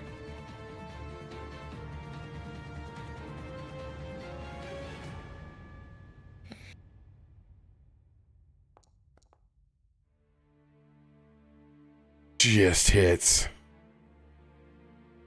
Wild.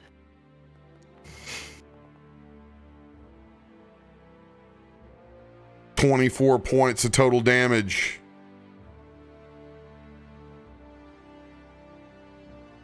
As it slams back down on the ground, opening up its multiple maws at you, Myshkin. It goes to chomp down with a bite.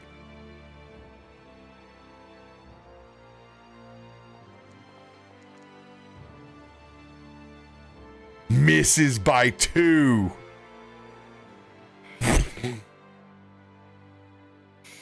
As it chomps and you duck behind this rock,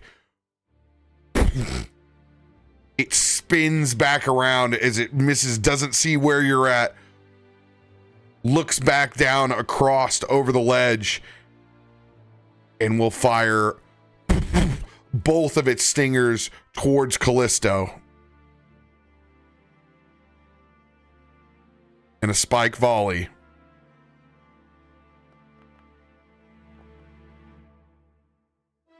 First one hits, but it is not critical.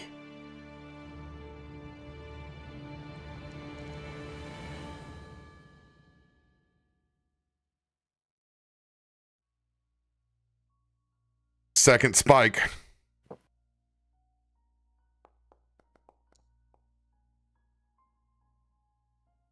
Hits, but not critical.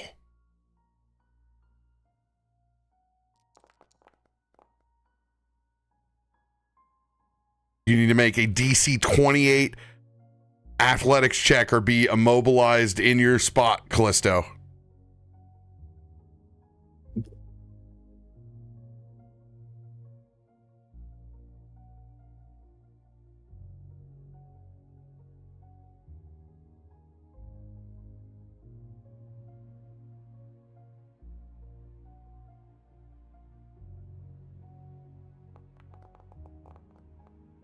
Let's go! Nat 20!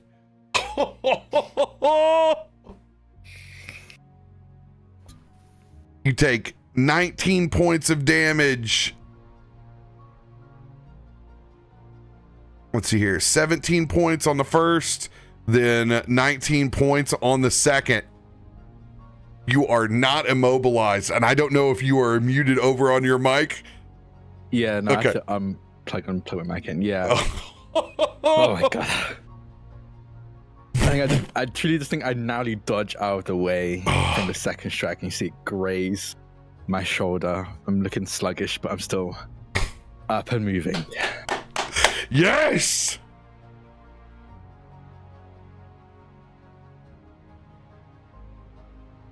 This thing is going to spin back around and roll a perception check.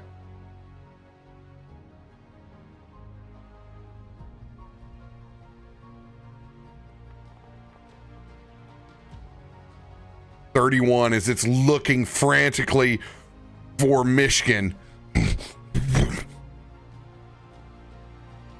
And it will use one of its legendary actions as it will lean over to use its jaws on you.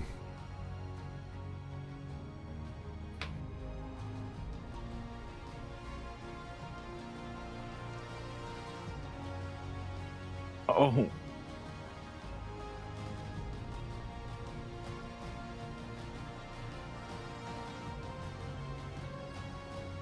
Kelthud or Lolly are the only two people that can use a reaction to try to impose disadvantage on that Manticore, because it is not a natural 20. I don't think I have a reaction for it. Everybody does. You can just use a spell attack, or in this case, I will use Kelthud's, and he's going to try to hit this thing with his flail. Come over here! Come on, get away from him! Could I also try to use mine? Since I failed, yes, you can. Woof. You said spell attack? Yes. Let me target him real quick. And watching you fail. She does the same. Oh, baby, why did that not... I literally just targeted it. We all unless miss. I untargeted it. Yeah.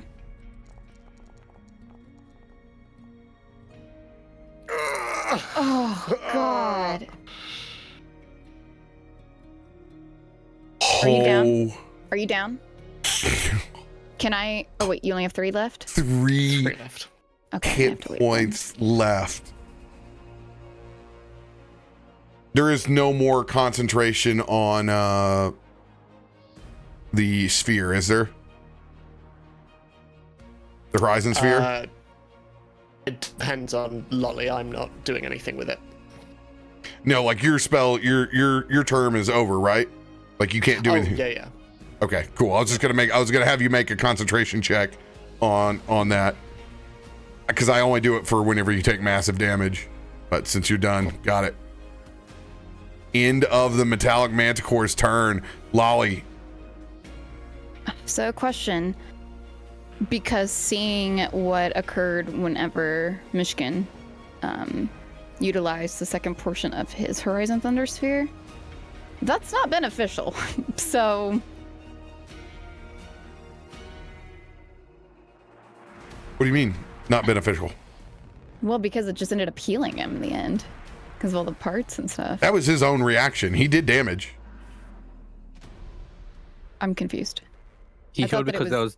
Him healing has nothing to... around him. Yeah, it doesn't have anything to do with the spell. He healed as a reaction to himself, based off the parts that were there. Oh. It doesn't have anything to do with Horizon.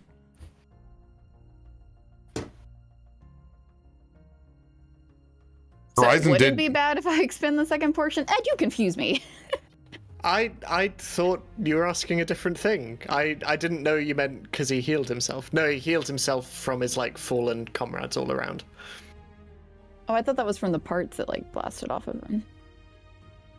I misheard then. Then yeah, I guess I'll use the second portion of my spell.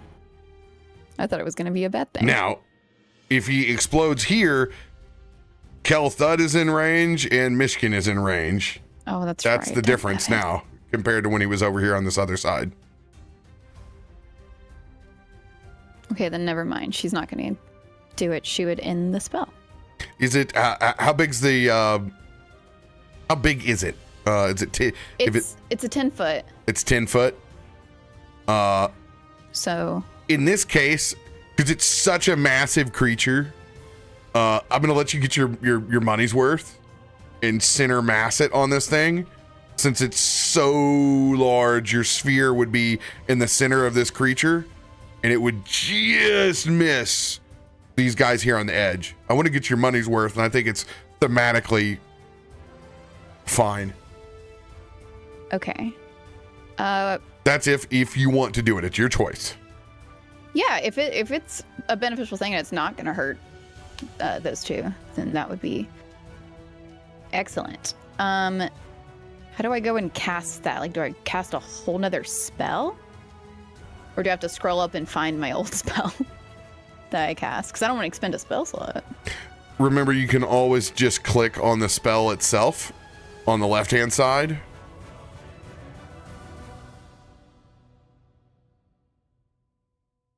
So you can click on the little icon and it'll drop it in chat and not expend a spell slot.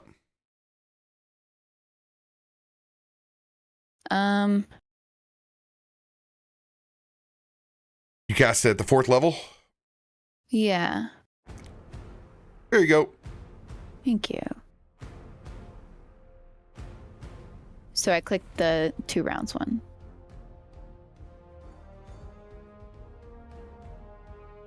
I lack permission. Oh, because I did it. You want me to click the 2d6 electricity? You got it. Okay, so if you spend, let's see here. Yeah, this should do the up. Let's see here. It's upcast 3, so it should be 66, correct? Mm-hmm. Is that what you got, Myshkin, on yours? So I have... Hang on, it's not... I'll have to scroll up because it won't let me do it without casting it again. So... For the second part of the spell. Yeah. Yeah. Yes. Yeah, it is. You got 11d6 on yours. Hang on. Let's see. That's the initial attack. Yeah, so then it's an additional 2d6 electricity damage.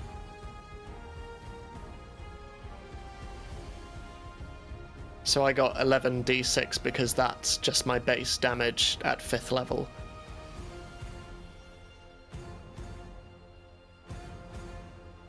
If you after attacking, okay, I forgot whether you attack a target or not. So go ahead and Lolly, just go ahead and recast it so that you can hit the actual attack roll, and then you get the additional 2d6 electricity. Sorry, I forgot how the spell worked. Honestly, reading it is so confusing. I still don't even know how it works. It doesn't make sense to me. I messed up the first time I cast it. It's a lot of garbage.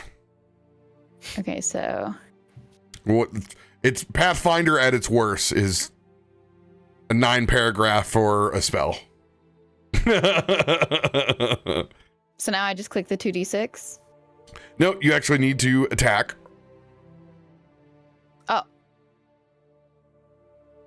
And then whether you hit it or not, it still does 2d6. Then I click the 2 rounds one? Or is this just the second one? Since it's 3 actions. Sorry, this is a hella confusing thing. Yeah. You click the 3, then you roll, then you make your attack. Okay. So, let's go. Hits by 1. What? And then I just roll damage. Mm-hmm. Correct? Okay. Yep. And then you get to add an additional 2d6 to it. So it should put this all together. So you just hit the roll damage button. Oh. Okay. It's not adding the 2d6 though. It's okay. You can literally just click the 2d6 right there and it'll roll it. Sick. Cool. Oh my god, that is such a low roll. Yeah. All That's the right. name of the game.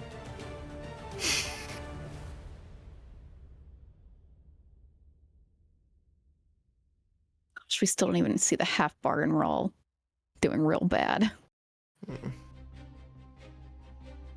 Did you take into account that we don't have Kaivar? Kaivar would have missed everything he tried anyway. Rude. That poor guy alone. He's just a little guy. I could attack by for one more week without him defending himself. Okay. Though he would have added to everyone else's damage. That's guaranteed. He would have shadow shot the death out of me. Oh my god, yeah. With how many crits I've been rolling. Yeah, already rolled. 100%. You probably see the health bar. Yeah, honestly, yeah. We probably would actually, yeah. Yeah, that's all I can do. Hey, you guys are doing good damage. Doesn't feel that way. You guys can see it's taking the I think we're damage. doing pretty good, yeah. And we dealt with the ads pretty quickly, so we're not really overwhelmed by numbers. Okay, well, that's the end of my turn.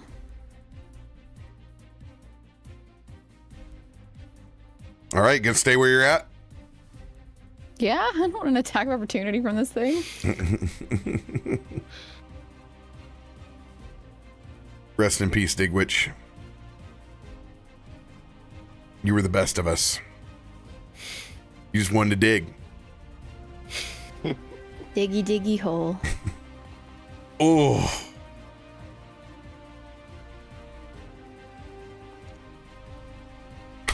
Oh no.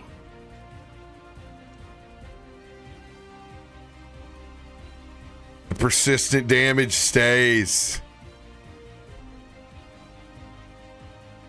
Ooh, she's hurting.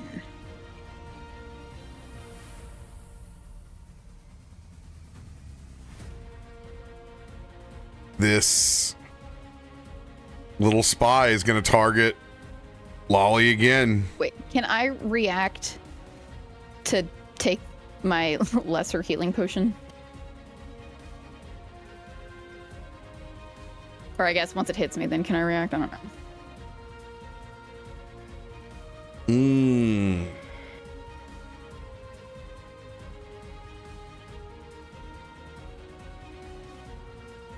Yeah, you can go ahead and take it now. Oh wait, I also have my that healing thing. That feat. Let me find it because I never remember this thing. I would definitely take the potion.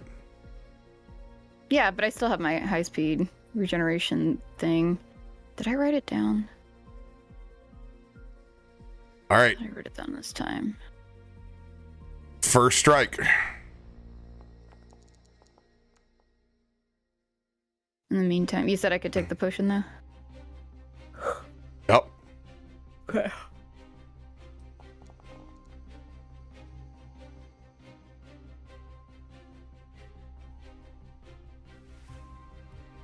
First shot. His feet.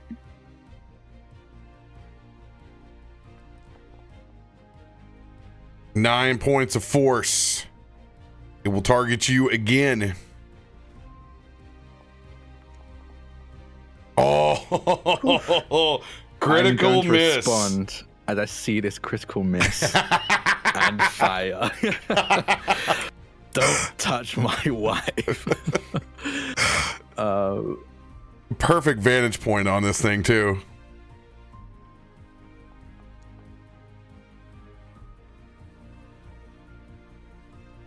Dealing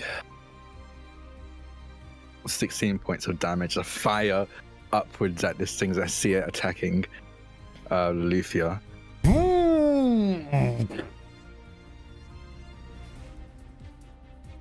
It is. Ooh, 70 feet in the air. I'm going to make it make a fortitude save, whether this thing falls and self-destructs towards you, or if it is going to fly towards Lolly and self-destruct.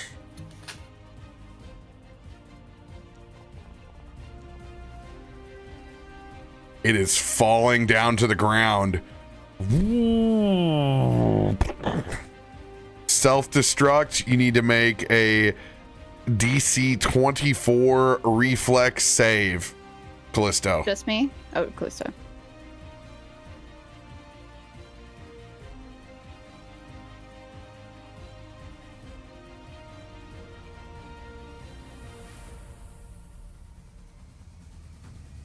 Oh, sorry, I forgot to give you the easy button. My bad. 31. It's fine. 31. It's like I don't need your stinking easy button. All right.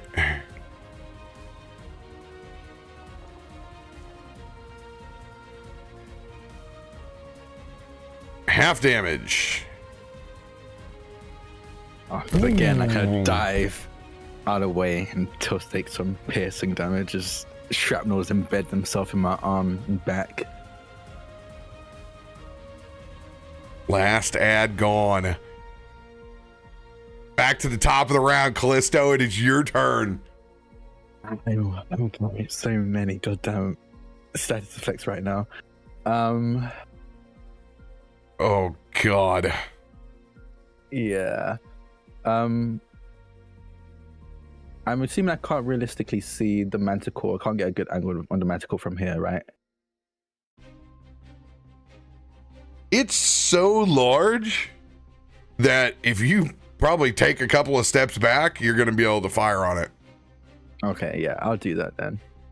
I'll take a few steps back and then fire.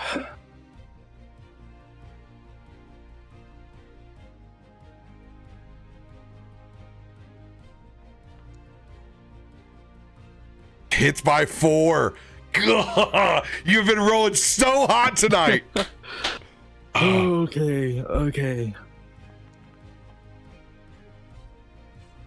Yes. It both hit. Whew. Goodness. I'm so stressed.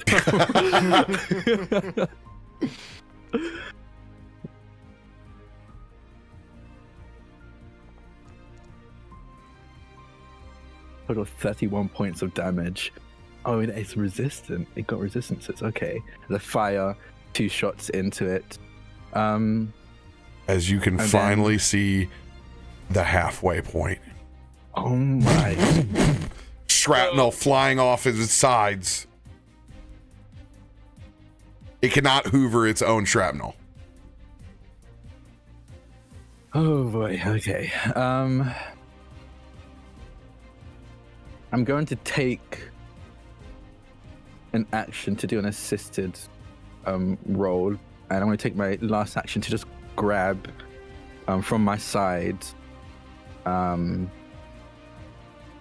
water skin. I want to douse myself in water to try and recover from my persistent fire damage, to do an assisted recovery roll instead of a normal. Absolutely.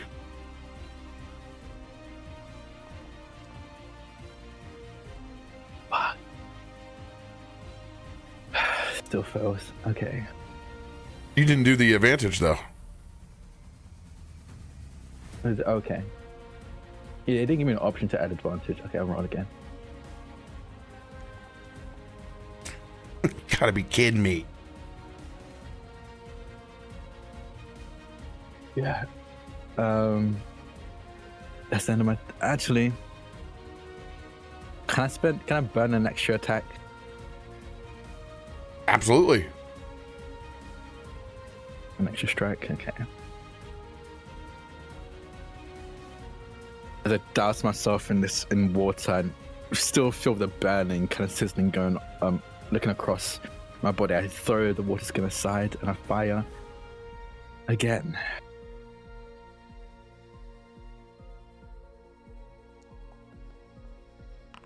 Yes! Oh!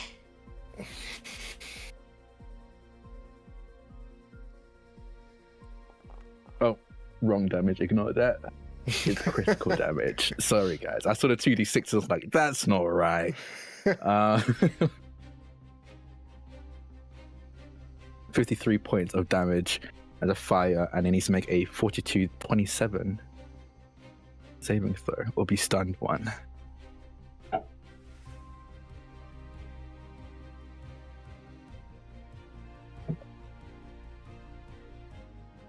And it cannot be stunned. Damn it. Okay. How about that critical hit deck? Does it do anything for me? Let's see. What do we got? Triple damage. Yes. Yes. Look. Oh my god. Triple damage of the crit damage?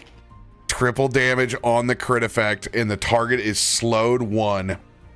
Oh, I've never heard something so sexy. Oh, when you need it the most. Ooh. Kallisto is our avatar. Yes.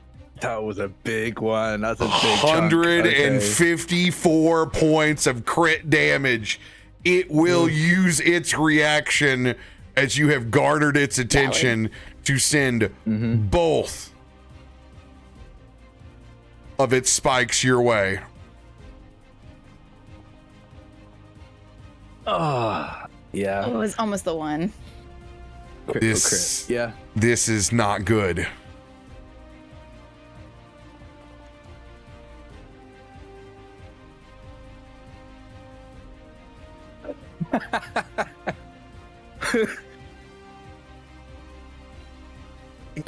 I have one fire. Oh, thank you. I was gonna have 1 HP, but fire resistance helped kicked in. I have 10. Oh, I have 10 left.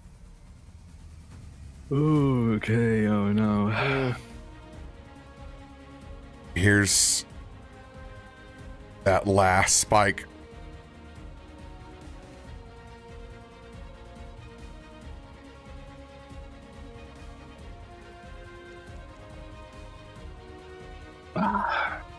Yeah. Martyr's intervention.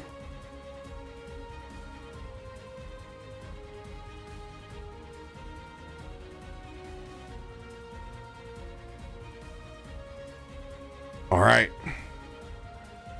Go ahead and RP what this looks like. Yeah. Seeing this creature very quickly gear up to react to Kallisto, and then seeing it once more build up the energy before it fires off the next one, Lolly would, without a second thought, fly in front of this before it hits you.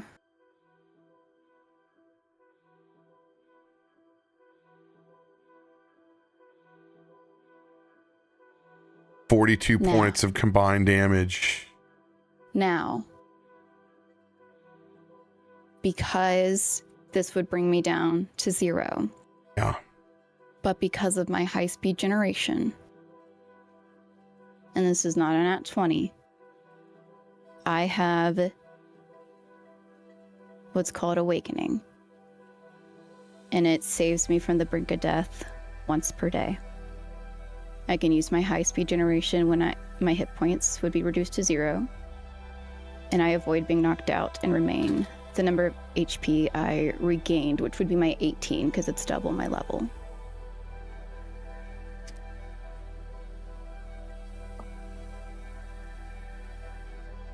I'm sorry. But in this case of Martyr's intervention,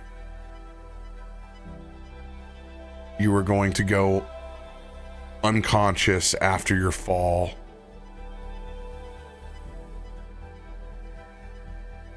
Would I still be able to use the hit point thing and just be unconscious, or am I not able to use my feet? Because the last time you said I couldn't do it because it was a 20. Because it just triggers itself. Understood. But you were expending every ounce of your effort in Martyr's intervention to absorb this attack. I'm going to give you an opportunity, but based on you putting yourself and using all of your effort to absorb this shot,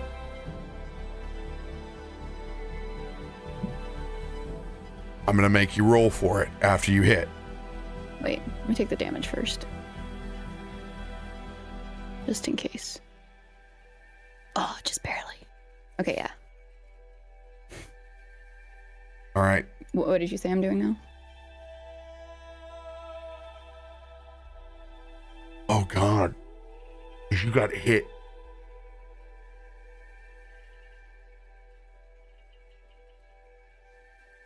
I knew what I was doing. Because part of it is I still go down to 1 HP.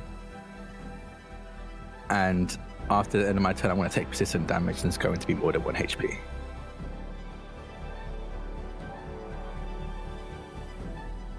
I think I would take all of that.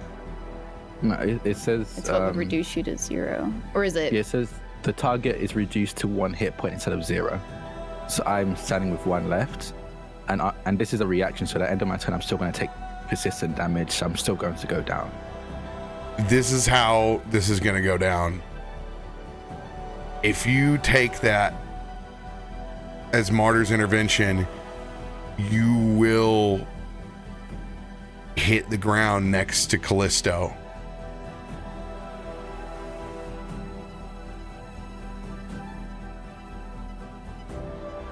Would he still be up? Persistent damage is going to take me out. Until his persistent damage. You take how much of it did you take? You took 41 points. 41. Mm-hmm. You take 1 more point, so you have 9 points, Kallisto.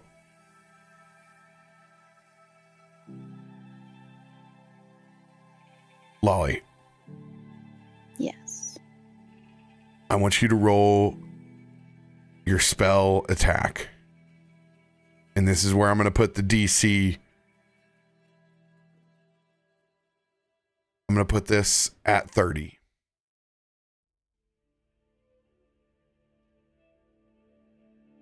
Oh, it gave me prone 2. So my spell DC is lower now. Or my DC, my attack. Gross.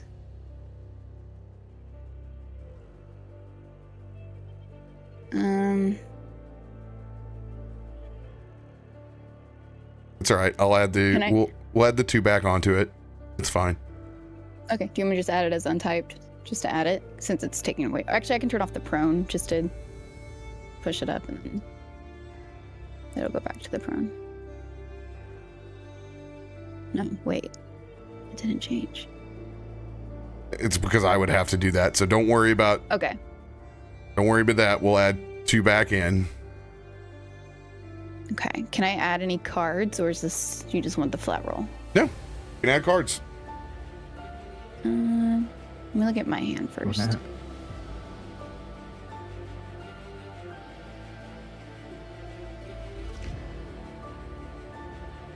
I haven't used an inspo yet.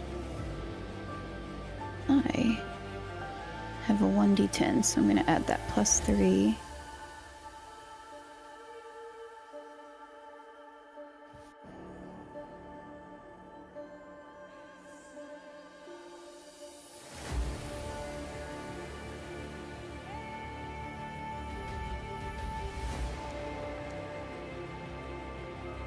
$35. Beautiful. Now, there has been the velocity of falling with this. That would be the extra damage that would come in. I want to set yourself at 1 HP lying next to Kallisto. I'm up? Yes, Or am I, that was your roll to stay conscious. Oh. Whew. Yeah, taking this entire brute force of damage and falling faster than she would if she was just naturally falling instead of this push. You hear a very loud thud, almost like a crack, as she does land next to you, but she's still breathing. She's not unconscious, she's just, yeah. This has got to stop happening! Idiot. Literally a carbon copy from the last fight. Well, last time, I just died. At least do it heroically. Oh, this is the bad part. Yeah. All right. Lollies, you look over to your partner.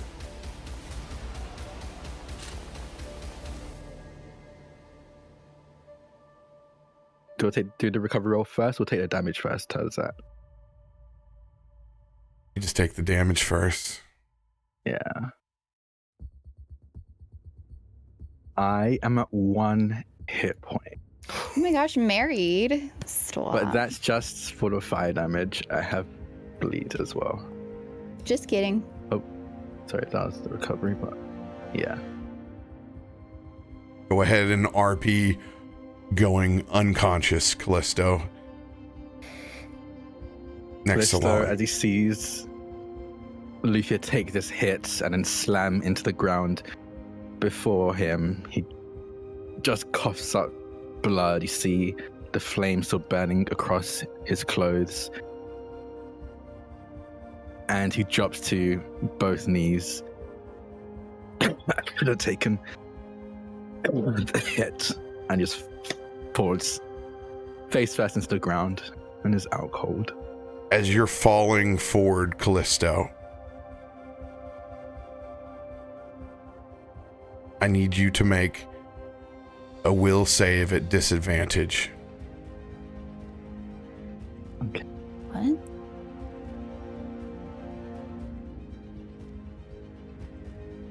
Okay.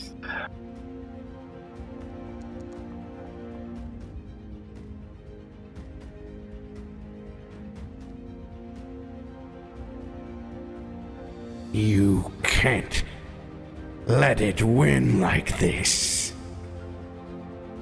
You were so close. Finish it. Use your anger. Focus. Now. As you'll see Kallisto's eyes light up in this dark amethyst purple. Question, Drak. Has Lolly ever seen this? No. I As don't imagine so. Kallisto, you why I will think it is. reach for the dark heart. Yeah. Oh. Oh, I wait. This thing is evil. Don't like that. You don't know it's evil. I would like to use my reaction, Grit and Tenacity. Trigger when you fail a Fortitude or Will save. Reroll the trigger and save with a +2 circumstance bonus. You must use the second result. I'm going to try and reroll this. Legendary action from Wasn't Dark it at Heart. disadvantage, though? Hmm? Even if you re-rolled, it was at disadvantage, right? Yes. Oh, I mean, actually, yeah, I don't know how that would work. No It says matter- reroll. Yeah. No matter what, Dark Heart compels you to take a shot. As it fuses and flips, and you see the heart beat inside of your hand. Kallisto, you are compelled to use all of your actions if you are conscious again to fire at the metallic manticore. This includes actions, reactions. You have one shot with disadvantage before you fall unconscious. Okay. Is this now or when my turn comes around again? Oh, now. Okay. Actually, you, I forgot with your fighting style. No, you don't need it to be disadvantage. This is your natural clumsy way. So yes, you take one shot on the Manticore with Darkheart. Okay.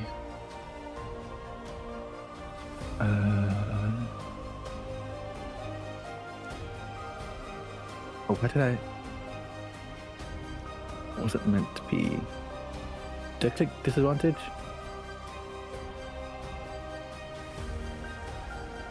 Roll a disadvantage. No. I don't. The other dice was the. Because you're technically it's because of all the modifiers that you have on you right now. Yeah. You're prone. Okay, so that's a +4.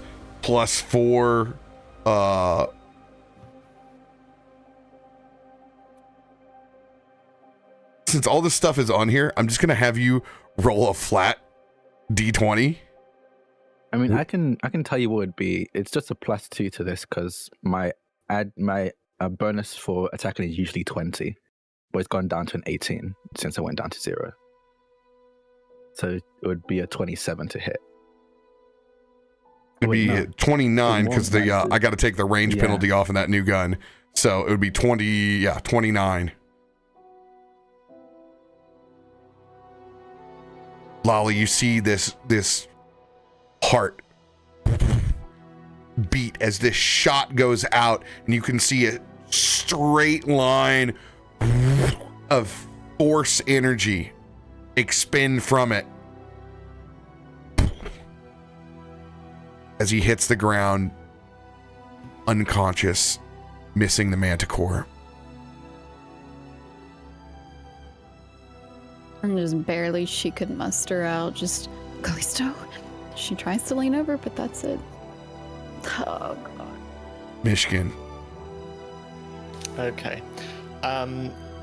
Observing it, this creature that has been moving, jumping around from cliff face to cliff face, not noticing either Kallisto or Loluphia yet. Have we noticed this thing be resistant to anything except piercing damage? Is it unaffected by fire, have we seen? It's just been a bit of physical damage that it's resisted from its hardiness. In which case, Myshkin is going to cast Fireball.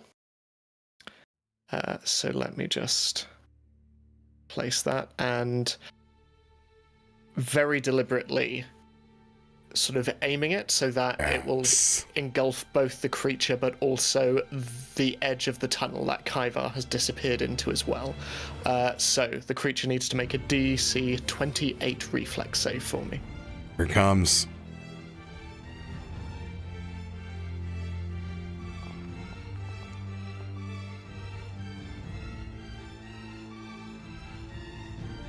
Okay, it still takes half, so I'm going to roll damage.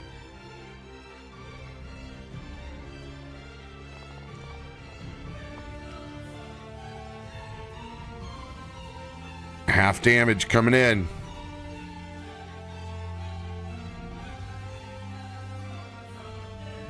Okay.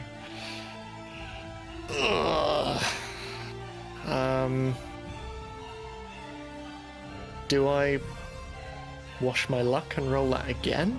That's quite low. Did you use an extra strike yet? I haven't used extra strike yet, so I could do it again. Yeah, would everyone be okay with me using an extra strike? Yeah, do it. Okay. The answer's Blow always this yes. thing up. Okay. Whoever says no is out of the campaign. Facts. So I'm going to cast it again. I can't cast it at 5th level anymore, so it will have to just be a good old-fashioned 4th level. Same spot. There we go. Same spot. As Myshkin just flinging fire in the direction of the the creature. Suddenly, Yes! as this Yes! Nat one! Thank God. Double damage.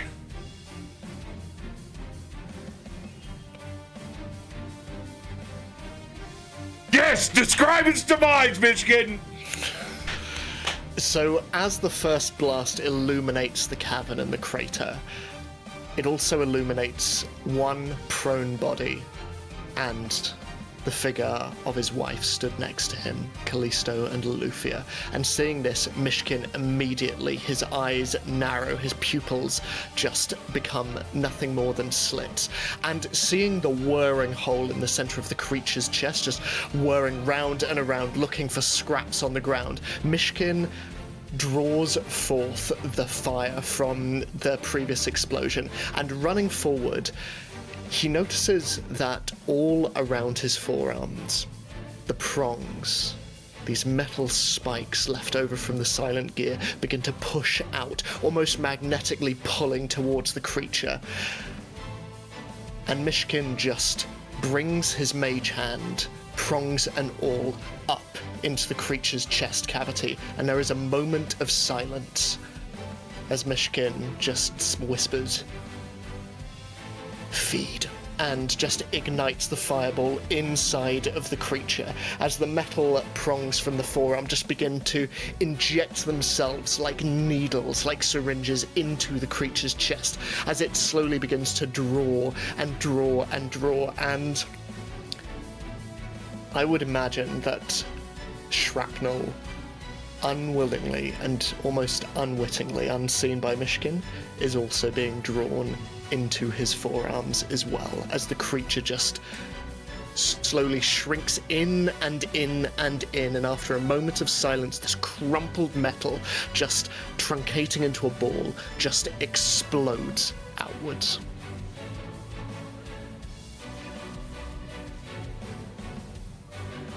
Myshkin, the only things that are left are this solid infernal ribcage engine and two very long hot stingers that lay next to it. As you stare back at that back cavity where Kaivar went missing, completely open.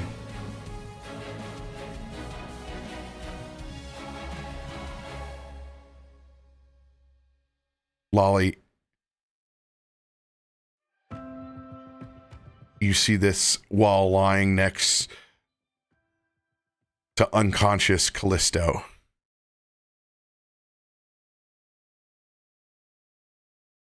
Send us off with the fleeting moments of you bringing him back up. She kills him. She, in the midst of this flash and not realizing where it's emanating from, but at the same time catching this glimpse in a brighter light of her husband's face, just looking lifeless and almost cold when he's been so warm. She leans over and, not even fully sitting up, but just kind of laying on him in a sense, and pushing her hands around his body and on his face and just trying to like hit it how you would trying to wake somebody who is just unconscious. And Kallisto, please wake up. I would actually say he's not cold. It seems like he's getting hotter colder and hotter. Oh no, it means it seems like he's getting hotter and hotter, like on the verge of Like a catching combustion? fire within. Yeah, Oh. but you can see that he is very clearly out cold. But it is the case of the heat is increasing rather than decreasing. That's scary. Yeah. But feeling you, and she's immediately just pushing any last bit of energy she has, which takes so much out of her. Every bit of healing she can push into your body, it takes just one big gasp out of her. But she will be doing her best to heal you, which I am going to also roll for.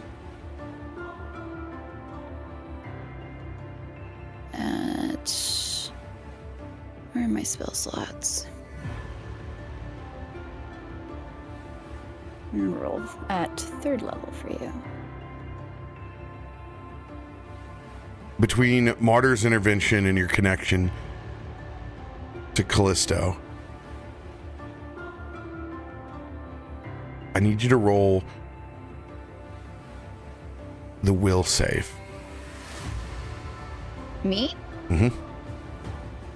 Okay. Did you want me to also just roll a flat d20 like you had him, or no? No, roll your will save. Okay.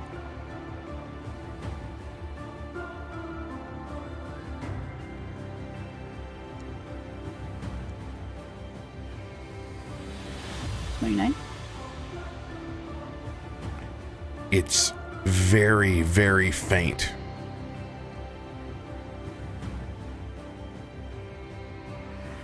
What is? But as Kallisto begins to come back from being unconscious, and his eyelids open for a second,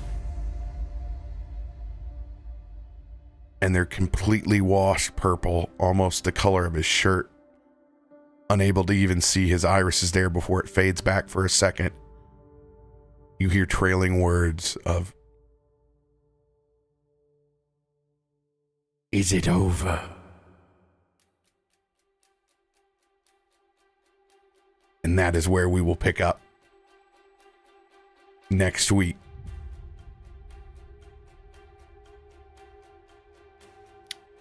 I mean, if you wanted a divorce, just say it. Interesting. Is it over? God. Drak is getting his possession arc. Interesting. It just really, really, really likes whatever you focus your vengeance on. Any of Lolly's exes, get them out of here. Just kidding, you're for winner only. Get him out of here. I think it's a great fit for what Kallisto normally does when he's angry. Interesting. I don't want to say anything. That's very interesting for Lolly. What a clutch Martyr's Considering intervention. How many of Kallisto's actions are reaction focused? Yeah, I built mine around reactions. Yeah, Yeah. our Very characters specifically are supposed to around- work together. Yeah. But I Yeah. guess what I mean is, seeing as this thing seems very much to be reacting to threats, that could be a very dangerous and potent.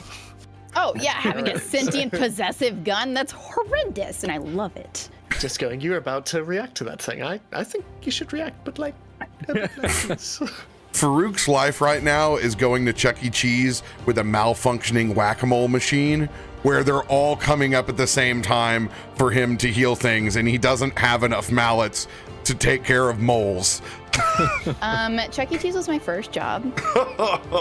Really? And I loved, got it on my 16th birthday. A rat. My manager at the time, to get hired, he literally was like, stand on this table and sing I love you. And so I did, because that's the extrovert in me, baby.